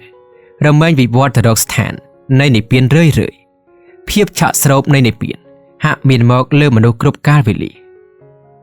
សញ្ជាតិញាណរបស់មនុស្សត្រូវការឥស្សរភាពជានិច្ចតែត្រូវអំណាចទាំងឡាយមានផលកម្មជាដើមតាមដេញស្ទាក់ស្កាត់រុញច្រានឲ្យឃ្លាតឆ្ងាយចេញអំពីផ្លូវពិតផ្លូវមែនរៀងរាល់ពេលព្រោះខ្លួនជាសត្វភ្នែកខ្វាក់មើលផ្លូវផុតនៃមិនឃើញស្ថាបនាទង្វើរំដោះខ្លួនចេញចាក់ទុកមិនកើតដំណើរឆ្លងចាក់សង្សារវដ្តរូបកាយសត្វលោកប្រៀបដូចសំពៅចិត្តវិញ្ញាណដូចនេះសំពៅសង្សារវដ្តដូចសកលសាគរសកលលោកឬត្រៃភពដោយកំពុងជំនួយផលបុណ្យផលបាបក្នុងជាតិមួយដោយកំហាតនិងចំណេញនៃចំណេញដែលនេះសំពៅត្រូវបានក្នុងកំពុងមួយដំណល់កោះមួយឬត្រយយ៉ាងកពូលយ៉ាងផុតភ័យអស់ទុកនឹងបានសម្រេចលុះត្រាបុគ្គលកើតក្តីពេញចិត្តបញ្ឈប់ទង្វើចរាចរណ៍ក្នុងសកលសាគរយ៉ាងស្ថាពរយ៉ាងដាច់ខាតគឺធ្វើយ៉ាងណាឲ្យសម្រេចនិព្វានសកលមនុស្សគឺនាវិកនឹងនាយសំពៅកាលណានាំគ្នាស្រវឹងអំពីរឿងរូបឬតួសំពៅគ្មានស្មារតីភ្ញាក់រលឹកគិតគូរដល់ចិត្តឬនាយសំពៅនឹងត្រូវរលកព្យុះខ្យល់បោកបក់លិចលង់ក្នុងមហាសាគរមុនពេលចូលចតក្នុងកំពង់កោះដែលខ្លួនត្រូវការជាមិនខានតែបើសកលមនុស្សខំប្រឹងអនុវត្តនៅទង្វើខាងផ្លូវចិត្តច្រើនហួសពេករហូតដល់ភ្លេចទង្វើរូបកាយដែលជាលំនៅរបស់ចិត្តក៏ទៅមិនរួចដូចគ្នាដូចនេះទើបព្រះបរមសាស្ត្រាចារ្យបង្រៀនឲ្យដើរផ្លូវកណ្ដាលគឺធ្វើយ៉ាងណាឲ្យចិត្តនិងកាយមានទង្វើប្រហាក់ប្រហែលគ្នានិងតាំងមួយធូរមួយនៅលើបន្ទាត់គឺអបមាទធម៌ក្នុងក្របខ័ណ្ឌនៃបញ្ហាថ្នាក់វិបស្សនាឬលោកុត្តរៈ តាមសច្ចធម៌យើងគ្រប់គ្នាគ្មានខ្លួនគ្មានប្រាណទេរបស់ដែលមានគឺបញ្ចក្ខន្ធឬកាយនឹងចិត្តដែលលោកប្រៀបប្រដូចទៅនឹងសំពៅនិងនាយសំពៅប៉ុណ្ណោះចិត្តក៏មិនមែនជារបស់ជើងព្រោះថាកាលណាសម្រេចនិព្វានឬបានដល់កោះគឺនិព្វាននោះភាវៈនៃនិព្វានមិនមែនជាចិត្តទេតែចិត្តគ្រាន់តែជាភាពមួយដែលបានពាល់ត្រូវនិព្វានឬស្ថាននៃនិព្វានបានប៉ះពាល់ត្រូវចិត្តប៉ុណ្ណឹងឯងនិព្វានភាពមានពិតមានមែនតែគ្មានអ្នកណាបានដឹងស្គាល់កើតប្រសិនបើអវិជ្ជាមិនទាន់អស់អំពីខណ្ឌសន្តានលោកថាដោយពន្លឺព្រះអាទិត្យកាលណាបើកបង្អួចយើងមើលឃើញកាលណាយើងបិទបង្អួចយើងមើលមិនឃើញប៉ុន្តែពន្លឺរស្មីមិនមែនគ្មានទេគឺមាននៅជាធម្មតាឬដោយរូបធាតុសត្វធាតុគន្ធធាតុរសធាតុផោធបធាតុលៈនិងលៈដែលមានពាសពេញទាំងអាកាសធាតុតែពុំបានប្រកាសដល់មនុស្សដែលគ្មានភ្នែកទិព្វព្រមគ្នានេះគ្មានប្រកាសដល់វិស័យទាំងឡាយមានទស្សនវិស័យជាដើមរបស់មនុស្សដែលគ្មានគ្រឿងប្រដាប់វិទ្យាសាស្ត្រសម្រាប់ចាប់បញ្ចក្ខន្ធណាមានអវិជ្ជានៅខាងក្នុងបញ្ចក្ខន្ធនោះ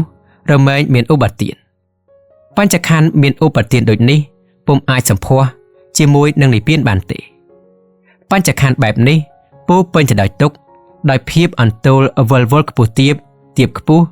លិចអណ្ដែតលិចក្នុងវដ្តសង្សាររឿយគ្មានទីចប់គ្មានទីបំផុត